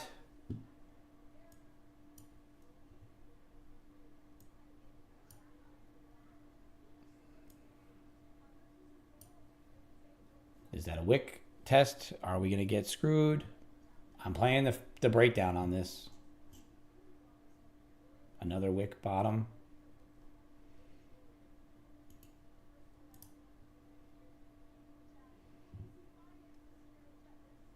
I'm going to run the sirens, baby. This is my last trade of the day. If it does not follow through, if it does follow through, then maybe we buy ourselves one more. But we're running the sirens, seeing if we can get this thing to get heavy. I say the 88 level is the key line in the sand. If it goes, it goes. Microsoft wicked the high and is not following through currently. So maybe it gives us some heaviness. Or we're just going to continue to do the same thing we've been doing.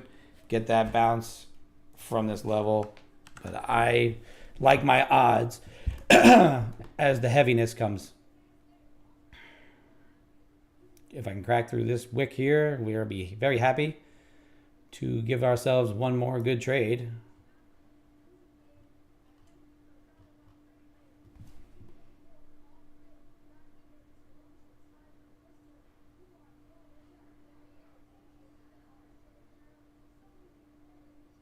If it gets over 94,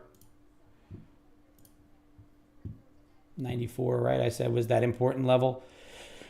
Come on, get heavy fast. Let's do a nice little fast move, fast trail type action here. It wants to get heavy. It wants to. I know it does. I've been playing this relative weakness in the NQ all day. Let's see if I could actually finally get paid on it. It needs to flush the 80 level. 80s are so important with the NQ. 20s, 80s.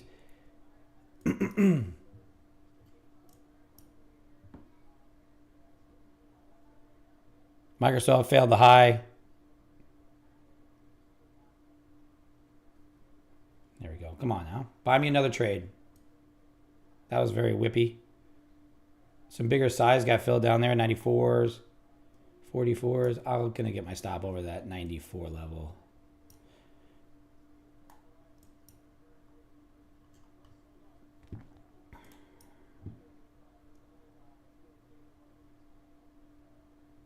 Yeah, I don't like that whip.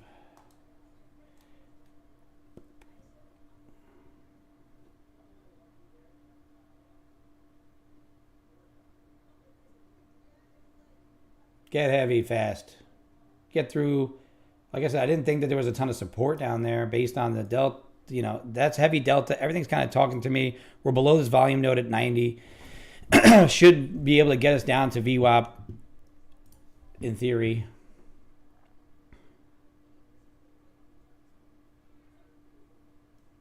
You feel like how heavy that feels. The market is telling us a bit of it's getting heavy. If we get wicked out, we get wicked out. But I'm going to even because I think that now is the decision point. If it gets through 80, it gets through 80. As we approach VWAP, we're going to start to get tighter and tighter on our stop. Let's see if we can go red to green on the day or if this is just going to be another failed attempt at getting heavy on the day. Really, that's all I'm looking for is to see if we can continue this heaviness through these levels. I'm going to secure my fees. Even though it's only $2 on Top Step X, a fantastic commissions and fee structure on Top Step X. I think the heaviness comes in and we could get paid. We wick that 80. Let the overnight high come in. Come on, get heavy, stay heavy. Stop whipping. Do your thing to the downside.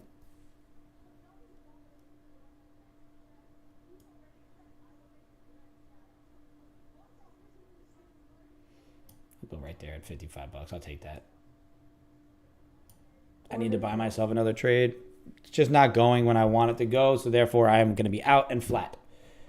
Yes, I do just take my money and go. I'll take a base hit there. Just buys me another bit of money to end up taking my next trade. That relative weakness has now held up compared to the S&Ps. S&Ps pushed right into that overnight low. If we can crack our overnight low here, that'd be nice. I mean, overnight high.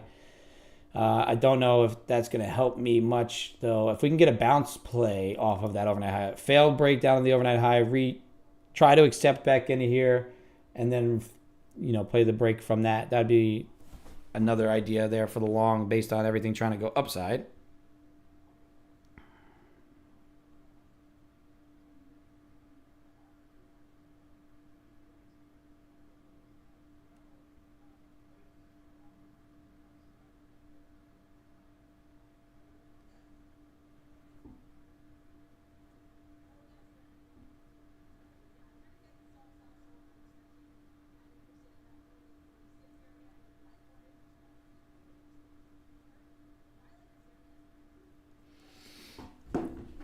10:07 a.m. here. We've kind of just bounced around P&L wise, but we've allowed ourselves the opportunity to take that next good trade, the next good trade. You can see why I got out of that based purely on lack of follow through on my move. Lots of chop here, potentially looking to see if that's going to continue today or if we're going to get some sort of pop and break from one of these directions. Whatever way it decides to go, it should go with some pressure. Microsoft now attempting to break highs again. Price did grab some of this liquidity down here, so now maybe a break above 100 gives you some follow through up to 110. I do think a break of 110 does give you it. Whoa, what a good drawing. It's all animals colored. All the animals are color in the sea. Wow. Yeah, it's all blue and mommy colored that one. All the animals. You colored all the animals? Did you tell me the letters? This one. Oh. I didn't tell you the letters. No, you didn't tell me the letters? You wrote your name on the bottom? Where's your name? Okay. There it is. Good job, bud. I'm really proud of you. High five. Oh, a hug. Nice. Good job doing it. You want to sing ABCs for everybody? It's okay if you don't want to. I know it's... Good job, dude. Very proud of you, dude. That was awesome. Thanks. Yeah, please. I'll pause coffee right now. All right, let's see. Relative strength and weakness. That's what we look for. Relative strength and weakness. Microsoft pumping. I think a break of 100 now probably gives us that idea of a buy. I'm not married to my biases. I do think that this lack of follow through to the downside gives me that false breakout.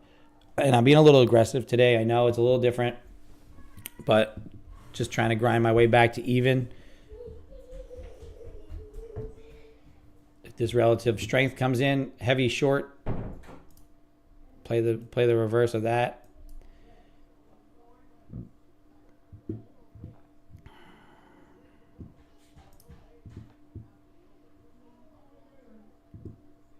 $94 was the breakdown point. Maybe 94 still confirms it. And then a break of 88 gives us the short again.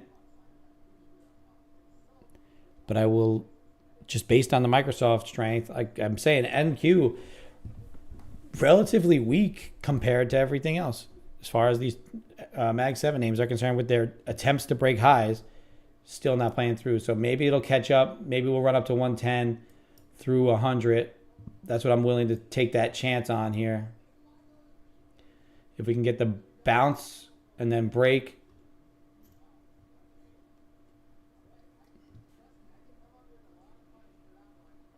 Microsoft breaking the highs.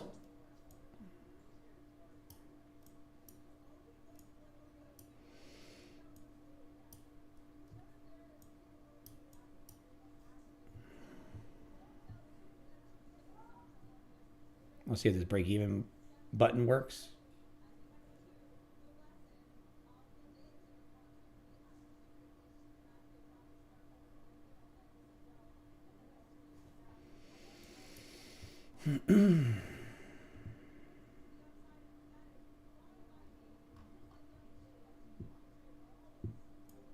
$94, I said, is the breakdown point. So let's see.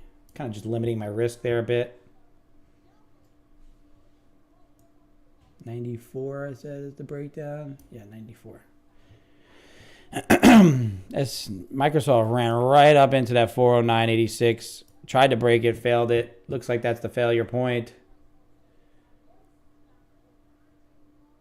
One of these is going to go. The direction it decides to go, then hopefully we'll be involved in it. It will leave enough bullets in the gun to be able to be involved in the bigger move with some follow through. Don't act like I'm not afraid to reverse right into a short through the 94 level. Because that's my bias anyway, is always short. Failed breakout is my nemesis. Breakouts are my nemesis, I should say. And that's what I've been trying to do here, and I'm just not playing it right. Just fine by me. Just trying to play catch up a bit.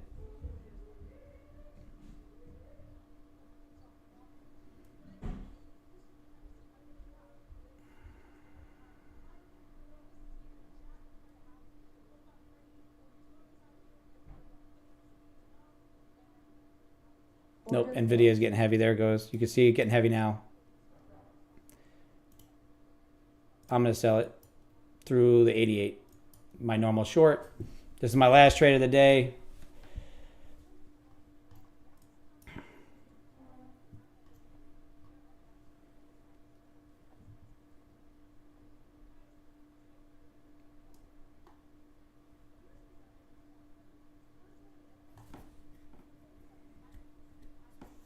Maybe not.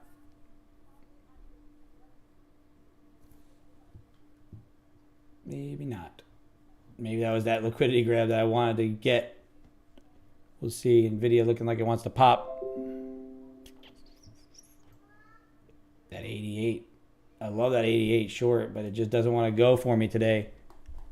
This is why I usually stick around my levels. That's the key to success for me, is sticking around my levels. If this is just not going to go, then it's not going to go. If it's going to go to the high side, you know, we just got stopped on that long idea, so shit happens.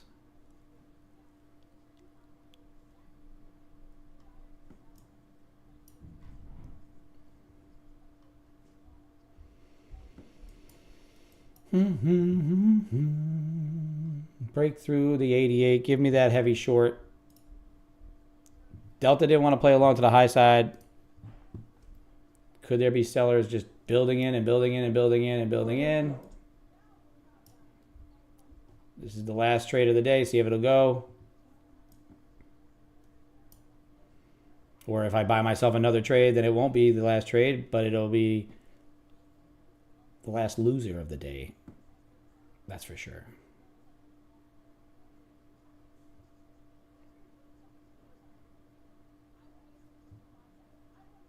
Once, twice, three times. Should give us some the ability to flush through here.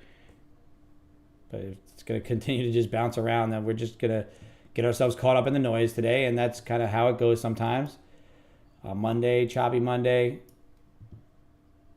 Just overdoing it a little bit. Usually looking for that one good trade and being done.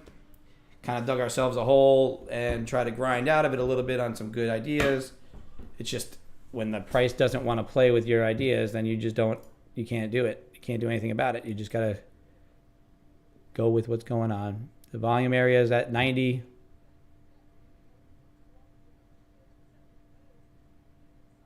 Higher low there. Russell trying to push heaviness. Microsoft still selling from that high. NVIDIA still kind of right up on that high. If it does want to go, it's going to go fast. Righty.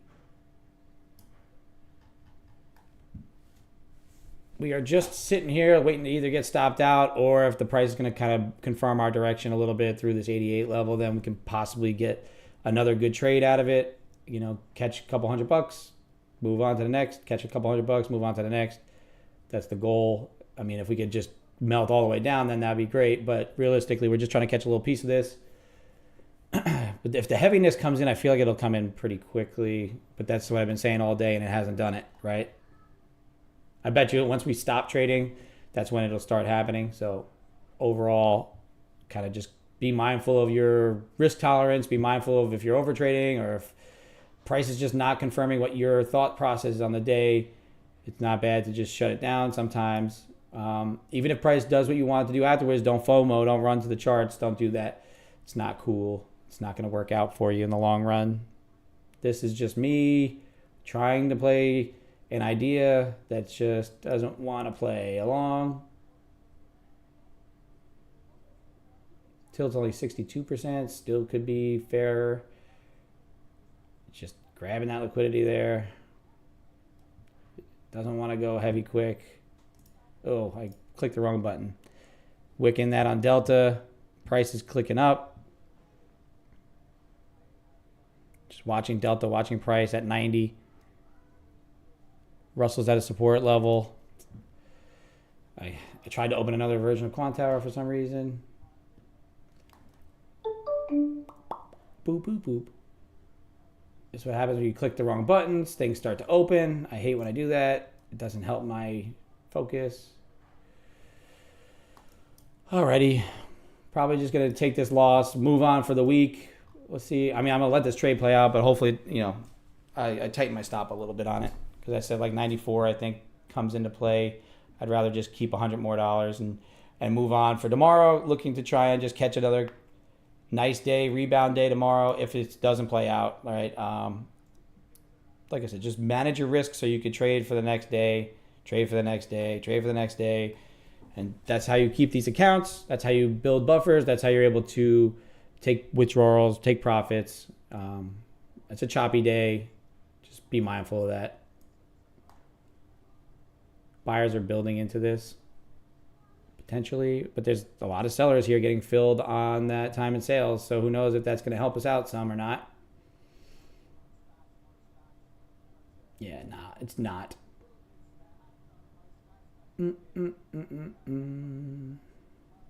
High or low, I don't like it.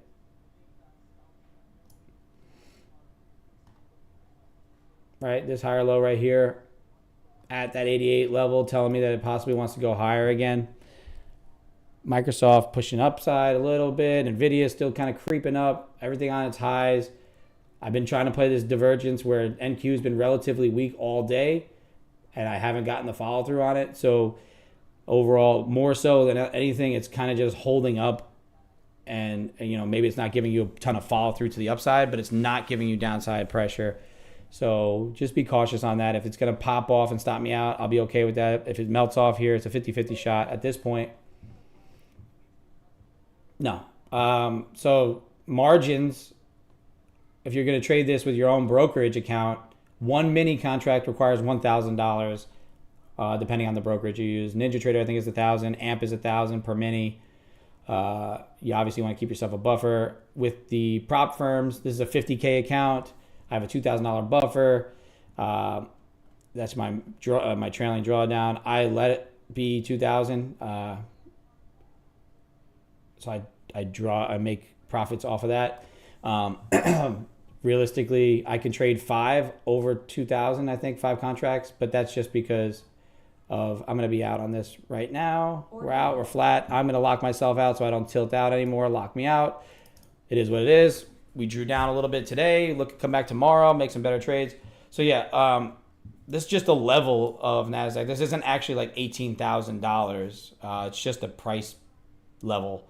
So really that's all this number is. It's an index. It's a weighted average of a bunch of names. Like I said, Microsoft, it's heavy tech. So the Mag 7 names are all in there. Realistically, today we just got chopped up at a level that we should not have been trading at all. This is just not good to trade, and you can see why. We drew down. That's just kind of how it goes. We worked our way up back into close to even. We had one good trade, then we chopped ourselves back down. I locked myself out, hit my max loss limit. Personally, I don't want to get anywhere close to that 1,000, so I locked myself out. I can make this back and then some the rest of the week, so I'm not too worried about it. Max bucks. Yeah, the way it works is just margin, really. So if you have $1,000 per mini contract, and micros is usually $100 per micro if you want to trade the micros. Which, if I was going to trade today, I should have probably traded micros. This is just not tradable. It's choppy bullshit that I got myself involved in. The only real move I saw was this one here. We got that little sell.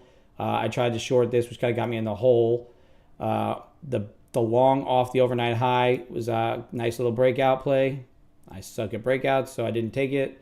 That was good. I'm going to start working on these. Potentially, when I talk myself, if you read my write-up, I mean, realistically, it was exactly that. Watch the break of 18 to 18,100, and what do you know? Pop right above it. Above VWAP, above this support level. I did mention that this is probably going to act as support this previous day high. A lot of things that I've been talking about, I just haven't executed on over the last few days. Got to recenter in, get myself back to just working the levels and go from there. Just kind of was playing with this 100 level and didn't really come out on the winning side. Came out on the losing side. Well, yeah, it was a breakout retest. That's the breakout from my level. That's why I call it a breakout. The breakout retest is the idea. My my strategy usually calls for fading of this overnight level or previous day level for a failed break, rotate back down. So yeah, if you understand the breakout, this is what you consider for the long, but I do not play that very well, so I don't do it. I would look for this to come up, try to do it again, fail it, and then rotate back, like I said, to the other end of these levels. When we get something like this and this chop, this is what you should be avoiding. I should have seen that like way back here and then just kind of not played it till we got down to overnight highs, or if we rotated up into 127, that's really where I was kind of interested in resistance. I was playing relative weakness, which obviously did not play as well. So there's a lot of things that you could have done wrong, like I did, as far as, just taking trade after trade after trade. That's not the worst thing in the world, right? I said I'm still up pretty nicely on this account. I'm not too concerned about it. I just would have liked to have executed a little bit better. Tomorrow, I want to see these levels play out a little bit more clean based on the way today's just sideways action happened. I did mention that sideways, slower grind, probably going to happen this week. So just be mindful of it. And I didn't take my own advice. So that's just kind of how it is. This is another reason right here I should have avoided the levels. This is two big zones here. This yellow line, that yellow line there. That's where we're at right now, right? This is the middle of a middle and away from my level. So this is where I get myself in trouble every single time. Recognizing that today, I recognize it now. I recognize it early. I just tried to get myself back to even. I kind of tried to force some stuff in here on a Monday. No biggie.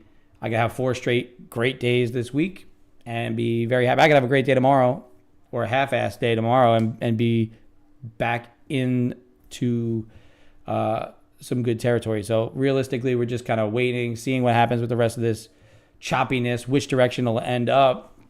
If it'll end up closer to the highs or closer to the lows, see what happens overnight, and then see what we could do as far as executing good trades. But today, overtraded a bit. Normally, I'm not looking to take that many trades. What's today? Today is the 6th. Why is it? Yeah, 6.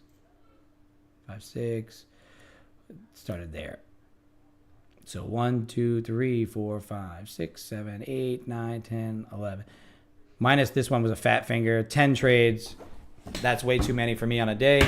Not looking to do that too many times. Unless I'm really seeing it well, I should not be executing that many. 3, 4, 5. But I didn't have like 3 in a row, right? I had 2, not so full losses. A couple not so full winners. 1 winner got us back close. Built some back up. 2 losses, a nice little win, then 2 losses. So never really hit like that 3 in a row where I was like, all right, I need to get out. But you can see that chop just messing around. I bet you, like I said, now that we're off, we're locked out, we're not going to be able to execute any more trades. That's when that move will end up going. Maybe I'll look to see if I can get a combine in here for you guys. Now that it's hot because I lost, take this off.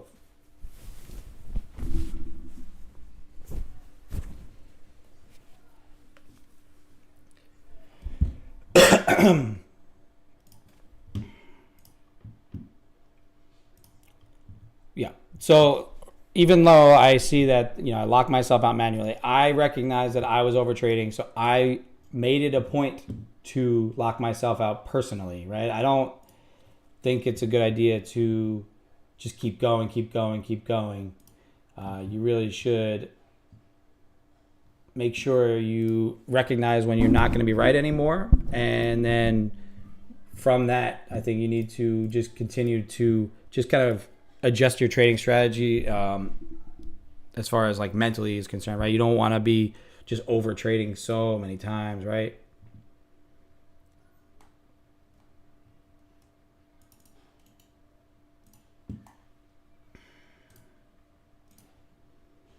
I'll grab a combine for you guys and see what they say next.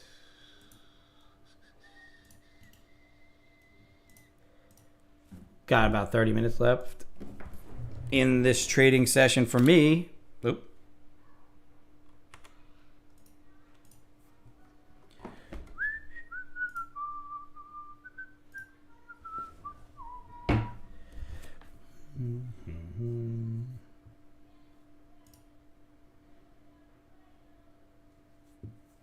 See if we can grab another funded account over the next week.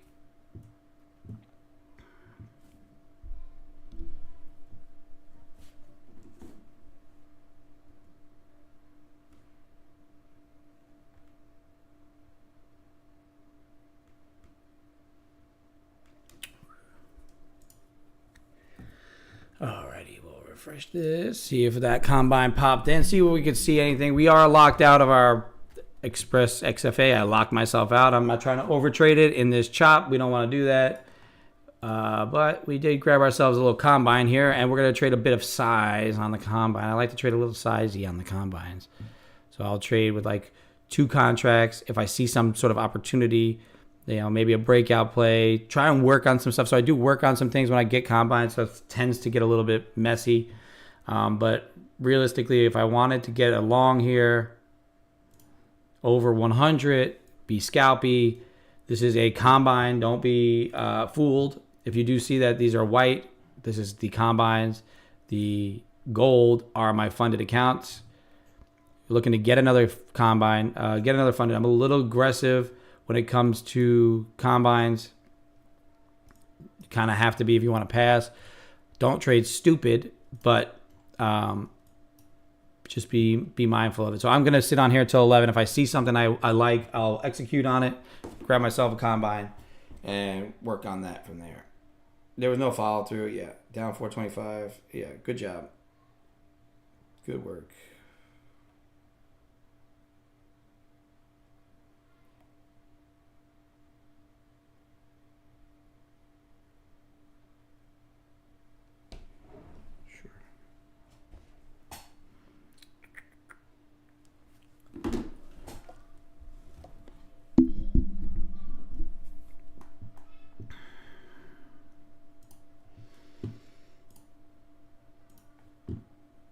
Not the best day to be trading, not the best day to be executing. If you are trading your capital, keep your capital. Do not go crazy. Don't go out here hammering into buttons just to trade. I'm on here. Like I said, I just grabbed a combine. I'm going to see if I can pass a combine for you guys. Not today, but this week. On top of my XFA, my funded account, I locked myself out. I drew down to a limit where I, personally wanted to not go over my loss limit. I took one extra trade because I did feel like some follow through was going to come through, which did not happen. I'll stop sell 2 here. If it decides to go, it'll go. If not, no big deal. Like I said, this is a combine. This is something that I'm going to look to try and get funded to get you involved. I don't like to diddle in the middle. I don't like a lot of what I did today because of the distance away from levels that I was at. Really was looking to get follow through to pull back because there was just not a lot of follow through to the upside, but also there's not a lot of downside pressure either. So we're not really in a great territory to execute trades. If you do see me executing, just it is what it is. Just be cautious, dude and dudettes. VWAP. Why is this not inputs session? Okay, cool. Delta getting a little bit stronger here to the upside, wicking off the high. Prices just giving you this little chop. Rather just lock myself out and move on till tomorrow and make my money tomorrow.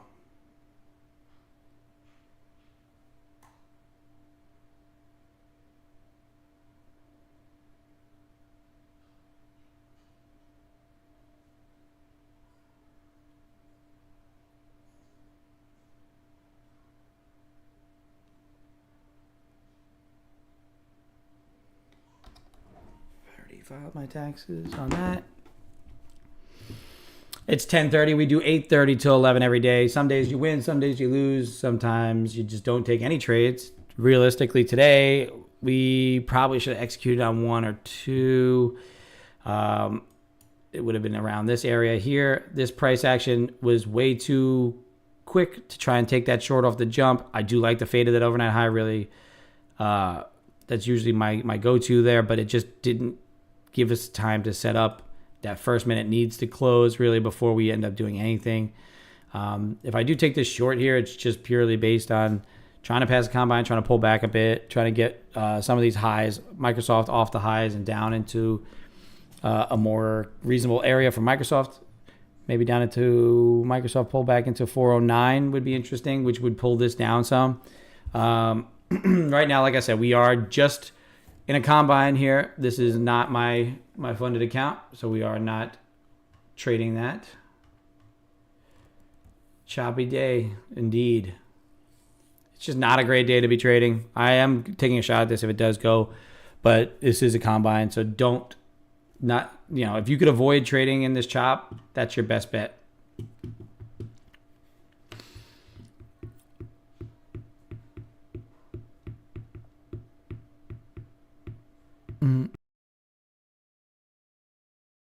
I lock myself out of my funded account, and this is like where price just decides to get heavy because everybody's decided to give up.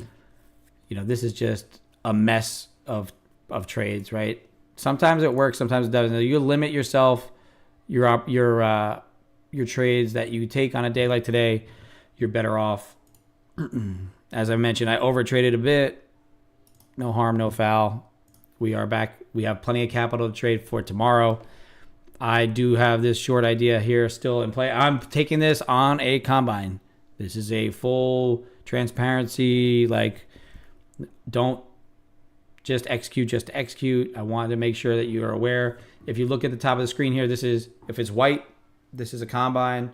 If it's gold, that's my funded account, but I locked myself out of the funded. You can see manually locked out because I hit my personal loss limit and not because I hit my max loss limit, right? I want to get in the good habits of stopping my trading, stopping my over trading before it gets you into any sort of real trouble, right?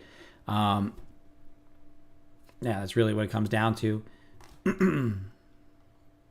That's the only way you're going to be a successful long-term trader is if you're able to stop yourself from losing big on the days like today where you feel yourself not seeing the market.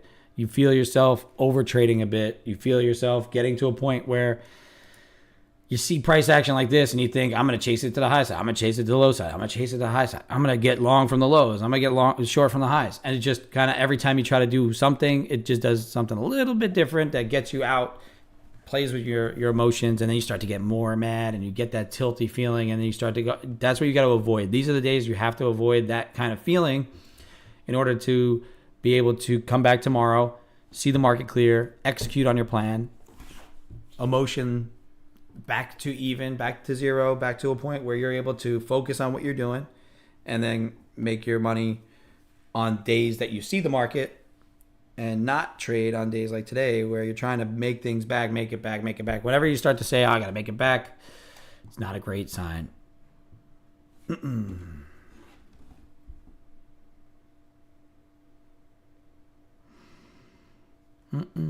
We do go 8:30 a.m. Central Time to 11 Central Time here on the stream every day, Monday through Friday. Currently, we are sitting down just over 700 on the day. We're up pretty good. We're one day away from taking another payout, so we're just going to build back up a bit. See if we can take a payout by the end of the week. This week, I want to build that back up over 3 to get myself. So whatever we do the rest of this week will dictate the payout. That's kind of my downfall for the day, I believe, personally. If I had to reflect on it and if I wanted to come back later and say, okay, what was the reasoning behind what made me trade this chop? Because normally I'm waiting for these levels, right? I'm waiting for this high, overnight low, previous day lows. If I played any sort of break of this level, usually I'll play it and then take it and go the opposite direction like I did on Friday. I took it quick, took my money, got off the table and ran after I went red to green. Today, I feel like I was looking for that payout number. What, you don't like this screen, Ray? You don't like it? There's nothing going on the other screen. It's just negative. I'll move over to this screen here.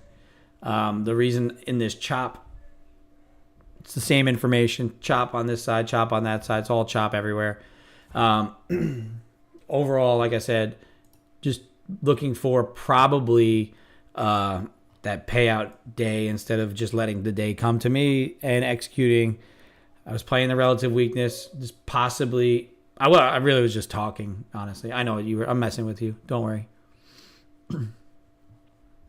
I appreciate when you call the wrong screen because I don't have the stream up. I just go off of what I remember, what I just did last. That 110 level got wicked. Another 30-minute candle. Let's see, 30-minute. Puts me over that level below. It's just going to be a not great trading session, right? You had a few opportunities that were there, possibly here for that short, right? We caught that little piece, which ended up working okay, but then you tried to do it again and again and again. It didn't really work out. So wait for your levels to come into play and then go from there. Let's see if the VWAPs are the same. They are not. I don't like the Top Step X VWAPs currently. They're not really working correctly for me, although I wasn't really worried about it. 1870, 89, 1884. Why is it so high? Session.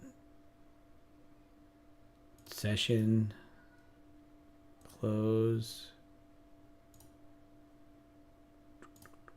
Okay.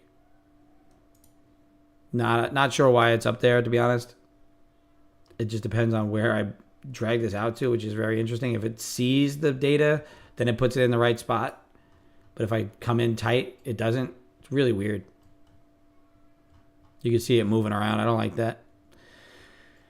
Kind of just averaging some of the information that it sees as opposed to the information that is actually taking into account. So this is the correct VWAP now, 7097, 7096. Yeah, that's the correct one. Cool. There's a few things that I did today that you definitely shouldn't do. As far as, we're definitely looking to try and get that payout and forced in a few extra trades. I waited for certain things to come to play. They did come in. Like this short here, I'm not going to be totally against the shorts that I took, right? Maybe I would have liked to have shorted them up higher and gave myself that resistance to 110. But, waiting for the level to confirm that actual heaviness, getting a lot of sell orders, the way it went to get to my level. You've seen me take advantage of this in the past if you watch the stream at all, where this level gets heavy. I don't take it up here. I wait for my actual confirmation of my level to break, and then it goes. And once it actually breaks, it gives that great flush, right? So maybe I miss on a little piece of the move, but I catch the bulk of the move that I really want to see. So I'm not mad about the way I executed a couple of these. It's just a matter of, and then this one as well, just got heavy and then failed. Same here. This one just never got heavy. And that was our last trade, last shot at it. We were waiting for Microsoft was giving back the GOAT, and Nvidia was giving it back. Everything was kind of trying to give it back, and then just not following through. Nvidia now at the highs. Microsoft also at highs, looking to break above. So the relative weakness of Nvidia of Nasdaq compared to the S&Ps end up giving back. Right, that sort of kind of now has become stronger, right? Because S&Ps is down at the middle end of the range, and the NQ is now at the high end of the range. So that kind of canceled out that idea that I was thinking about earlier.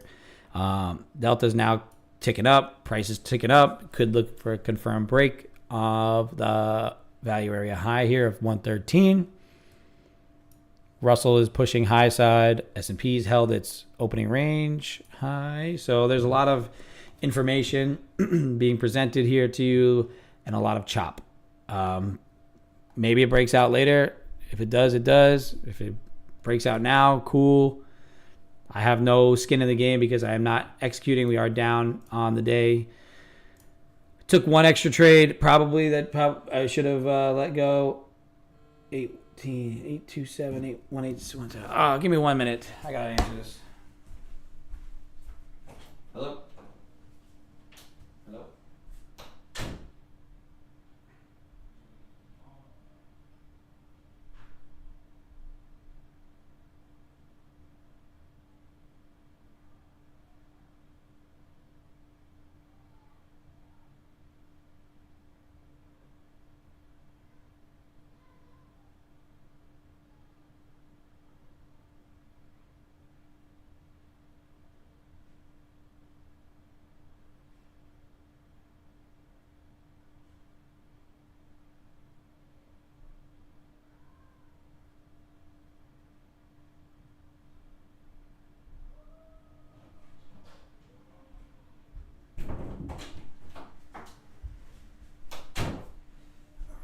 if you got chopped up today, it is what it is.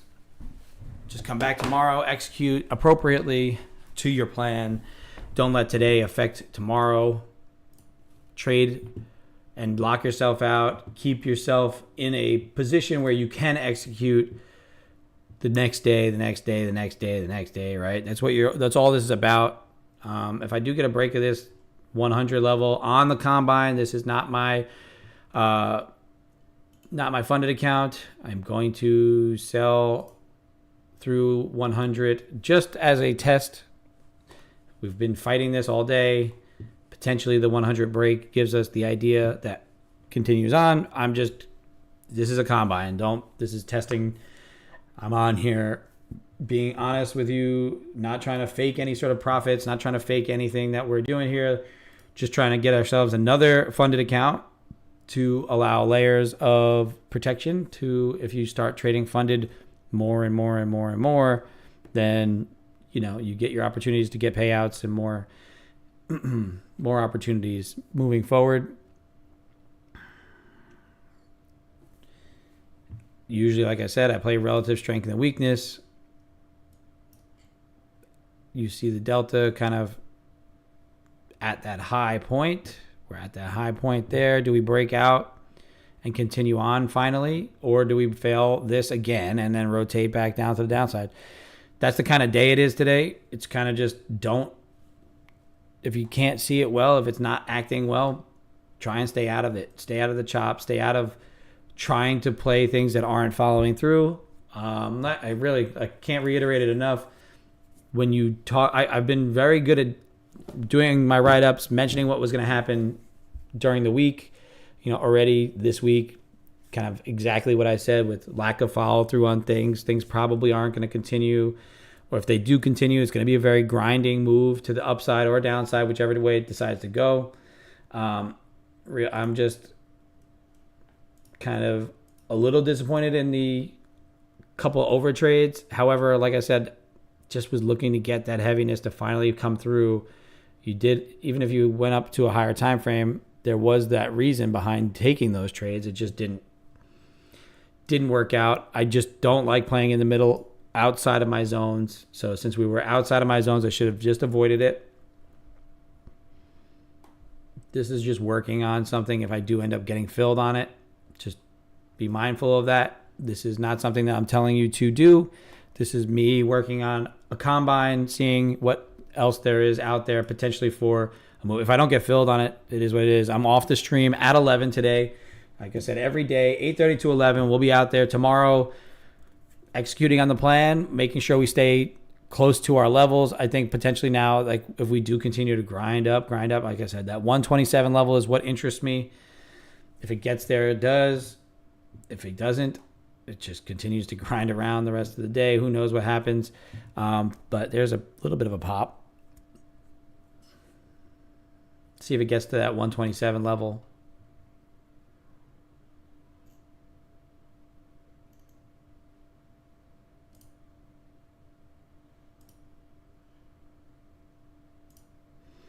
That's an area that I'm interested in.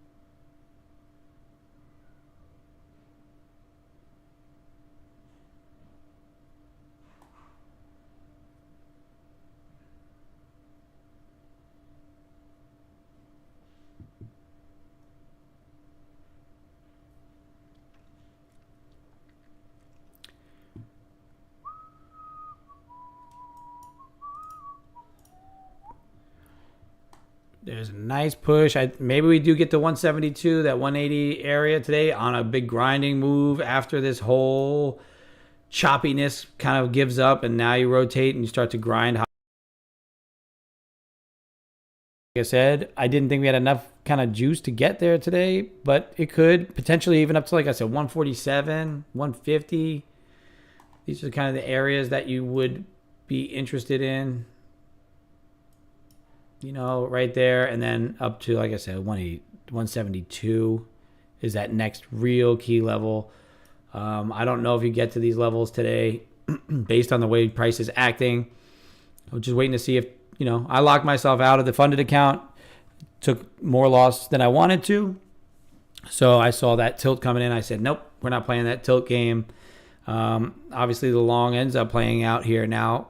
Just takes a really long time, and I'm not about that trade right there. I'm really quick in and out kind of moves, and we're going to see tomorrow if we can get somewhere around a level, an overnight high, an overnight low. Can we fade a level, get a opening range type trade where we could actually execute on, because this range is too wide. Even if you wanted to execute on an opening range breakout, you really, or maybe a failure of this opening range, you still need to risk a bit much for this to actually work out in your favor, right? If you see this come down, reject, push down again, reject again, maybe you take the high of that break. But overall, that doesn't kind of play into my game as much as I would like to admit. This is just not part of the strategy. And today we executed away from the strategy a bit. I'll be the first one to admit it. If you can self-reflect, you know, that's going to help you long-term as well. So nobody's perfect in this game. You're going to see it time and time again where people get in, get out, they do stuff that they're not supposed to be doing. You're going to see it on yourself where you're like, why did I do that type deal? Today's not that type of day. I'm not, you know, one of these trades could have ended up playing out, right? This one could have ended up easily rotating down to that overnight high again. This one as well. It just never got that follow through back to the downside. You know, based on the lack of follow through to the upside, I figured that we'd get a little heaviness to come in, but you know, locking myself out, not tomorrow, it's going to be week to week with profits, right? So you want to see if you can stay profitable week in and week out. Right now, we're starting the week down. We'll build back up the rest of the week, executing on the plan, on the strategy, wait for some levels. Tomorrow, be a bit more patient, let the market talk to us a bit more. We don't, like I said, we don't have a ton of information coming out, even these 1-star events. We had a bond auction there, a bill auction, which came out in line pretty much exactly the same, 6 month and 5 month, 6 month and 3 month, pretty much almost exactly the same as last month. No change there. Some Fed speakers coming, some optimism, crude inventories, 10-year note on Wednesday. That could maybe potentially give you some movement. But realistically, everything is just going to kind of be a little bit slower than last week. Just got to be a little bit more patient, allow the price to line up, and we'll execute our strategy tomorrow, and we'll make some better plays, better money. Today is just like a lack of conviction, and this is, you know, in hindsight, right, this looks terrible. But when you're in that, right, that looks good, and then you get out, and then you're like, all right, well, it looks good, and then now you're seeing back, you're like, wow, that's chop shit. Let's get out of that. Right? So that's the kind of thought processes behind it. You know, and while you're in it, you don't see it because it's not totally formed. But in hindsight, this looks terrible. So, you know, realistically, try not to overtrade in that kind of environment and just go from there. We're going to be on tomorrow. I didn't execute anything on this combine.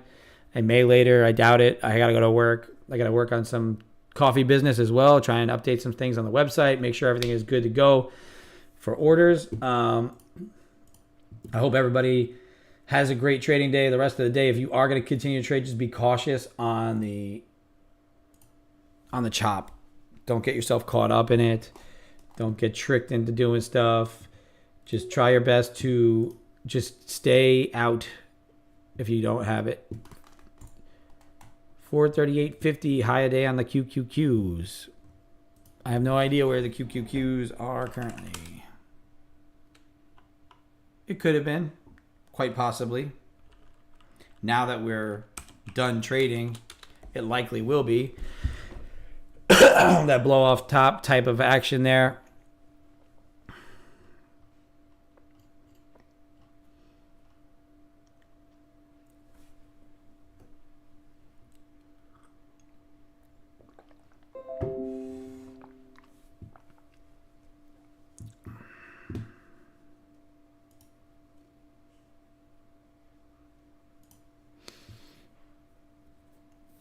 everything is could, would, should. That's what trading is. It's just putting yourself in good opportunities time and time again and allowing those things to play out, right? Like I said, any of these one moves that where I got those heavy sell-offs into my level where I was looking to crack through, obviously tomorrow I'm going to be interested. I'm going to draw this little box up here because I want to see what happens with 88 tomorrow. 88 up to 94, I mentioned. That level there is very important because that's where we were getting flush point, and failure. Failure, hold. And now you're rotating up. So that is interesting to me, looking forward to tomorrow, potentially if we do come back into that area. If we just kind of continue to grind, the only issue I do have with myself today, as far as, like I said, just kind of not just over trades because, it is what it is. I kind of just saw certain things played out. I wasn't at my level. That's the number one. Number two is the idea of I kind of had the thought that it was going to be bullish over that 27 level. We opened up over 27, over VWAP. We pulled back into the previous day high. Clearly, that long potential was still there. So that was my bad, seeing it well and then not executing on it, right? So that's what I was kind of concerned with as far as that thought. It's 10:54. I hope everybody, like I said, continues to have a good trading day. If you are going to continue to trade, just be cautious.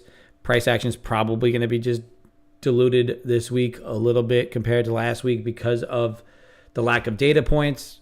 It's not really looking forward to much. It's going to need something to tell it to get out of this bit of a mess. Obviously, it could just continue to grind up, could reverse off of this level here. There's a lot of things that could happen. Will it happen? Who knows? It's just a wait and see. Let your setups come to you and then see if they're actually setting up around areas that you're interested in and not just middle of zones like I did today. Between two zones is just not where I want to enter. I did want to be in around that 27, and that was really the important area, right? That 27 level. Even overnight, it was important. We gapped up over it. Where are we at? Yesterday. That's Friday. Close. Coming down into 19. Cinco de Mayo. There we go. Right here. 1827. Gapped up over it. Came down. Held it. Then we just rotated, cleaned up that gap. Rotated all the way back down. Came right back to that 27 level. Wicked it. Then once we came into it again, 27 again, bounced off of it and rotated high side come, 2, 3 in the morning. Never really returned back to that area. So being bullish above it did make a lot of sense. So that's where I kind of got myself a little bit off from my personal thought processes. If anybody has anything, I will go over it quick. Otherwise, 3 minutes, I will be done. Hop off the stream, come back tomorrow, clear mind, clear palette, fresh drawdown limit for my personal drawdown limit, and look to see if we can make some cash money, get ourselves a withdrawal this week. Like I said, I'm only one $200 a day winning day away from taking that next withdrawal. I would like to build, back from today's loss a bit. I kind of don't want to just take that withdrawal just to take it. I want to build off this. I want to take a winning streak into the payday. I don't really technically want to just do it just because I'm eligible. Once I am eligible, I'll have a personal time frame of when I'll take that withdrawal. But I'll do it live on stream so you guys can see it. It's there. I did do it in the past. I'll show you here. This is my Express funded account. Let's see if it'll populate. Sometimes it takes a little bit. Kind of a little bit of a mess the last week. Made a really good money last Monday. Flattened out, the rest of the week. Then today we're drawn down into here, right over 3,000. This says that we're at 38.24, so we're just over 3. We did take a withdrawal, so it doesn't show that adjustment on here. It will show it if I refresh it, probably.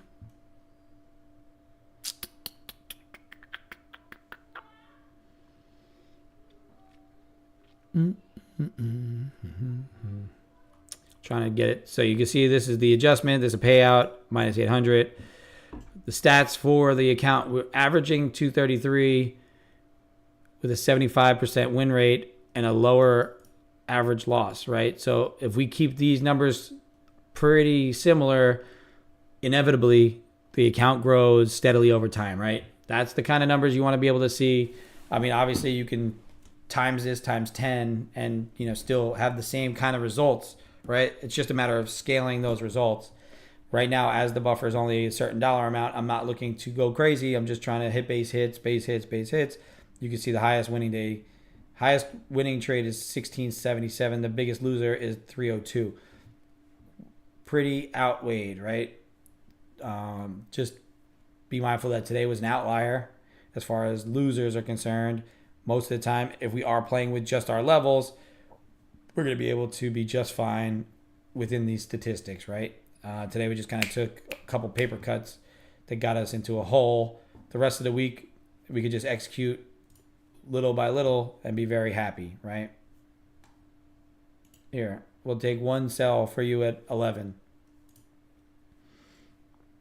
Right at 11, it's going to sell on my combine. Here's a combine sell if it gets filled. Flat delta, price diminishing. Maybe it pops up and gets going to these levels up here.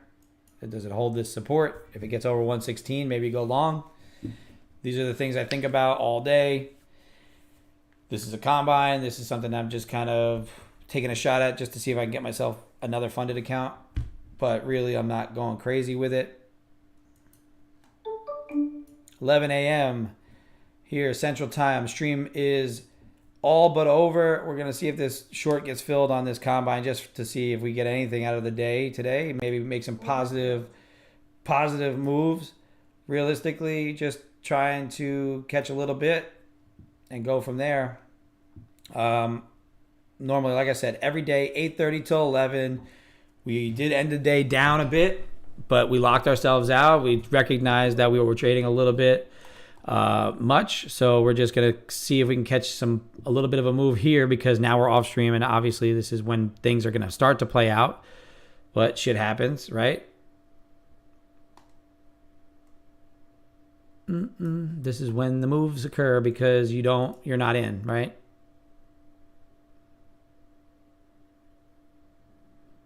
I'm going to show you how I manage these with more than one contract on a combine basis. Let's see if we could buy one through there. Actually, right there. We're going to buy one there. Order. All right, so we're in on one contract. Break even. Filled up. We realized 140. See if we can get this to go rotate down all the way to VWAP. This is the idea of this combine, trying to just make some money on the combine, get myself happy to leave the day with a nice winning trade. Overall, this is going to be a winner. It's just a matter of how much will it win. When I trade multiple contracts, I usually just get in, get out, shed one, and then allow one runner to play out. Obviously, like I said, this is going to happen because I'm not trading my funded account, and it's just the timing of it worked out to be pretty precise to where we could probably rotate down into that purple zone and see what happens from that purple zone. Go candle by candle here. It's not a fast move, not really melting off. But there it goes. Now it's going to melt. Now you get your actual move of the day where I could have waited patiently for this all day to come into play, and it works out. But like you said, my strategy works. It's just a matter of executing it over time. If I get to a point where I feel like I'm either going to continue to make poor executions or just going to get paper cut out a bunch, then I'm not going to play that game, and I'm going to move on and try and just trade tomorrow. There's no need to force in trades today when tomorrow will provide us another opportunity. So that's what this is, just a combine, just because I was able to grab one for $20, $50K combine for $20. Head over to Top Step. I can send you a link in the chat so you can grab one. Use code TOPSTEPX to get that $20 50K combine. if you want to use this Top Step X platform. Filled. So we're up $200 on the combine. Pretty nice little short there, quick little grab. You grab $200 and you move on to the next trade. You move on to the next trade. You move on to the next trade. In time, that becomes this account here where you're up. You've already taken an $800 payout. You're up $2,300 even after losing $700 on a day like today.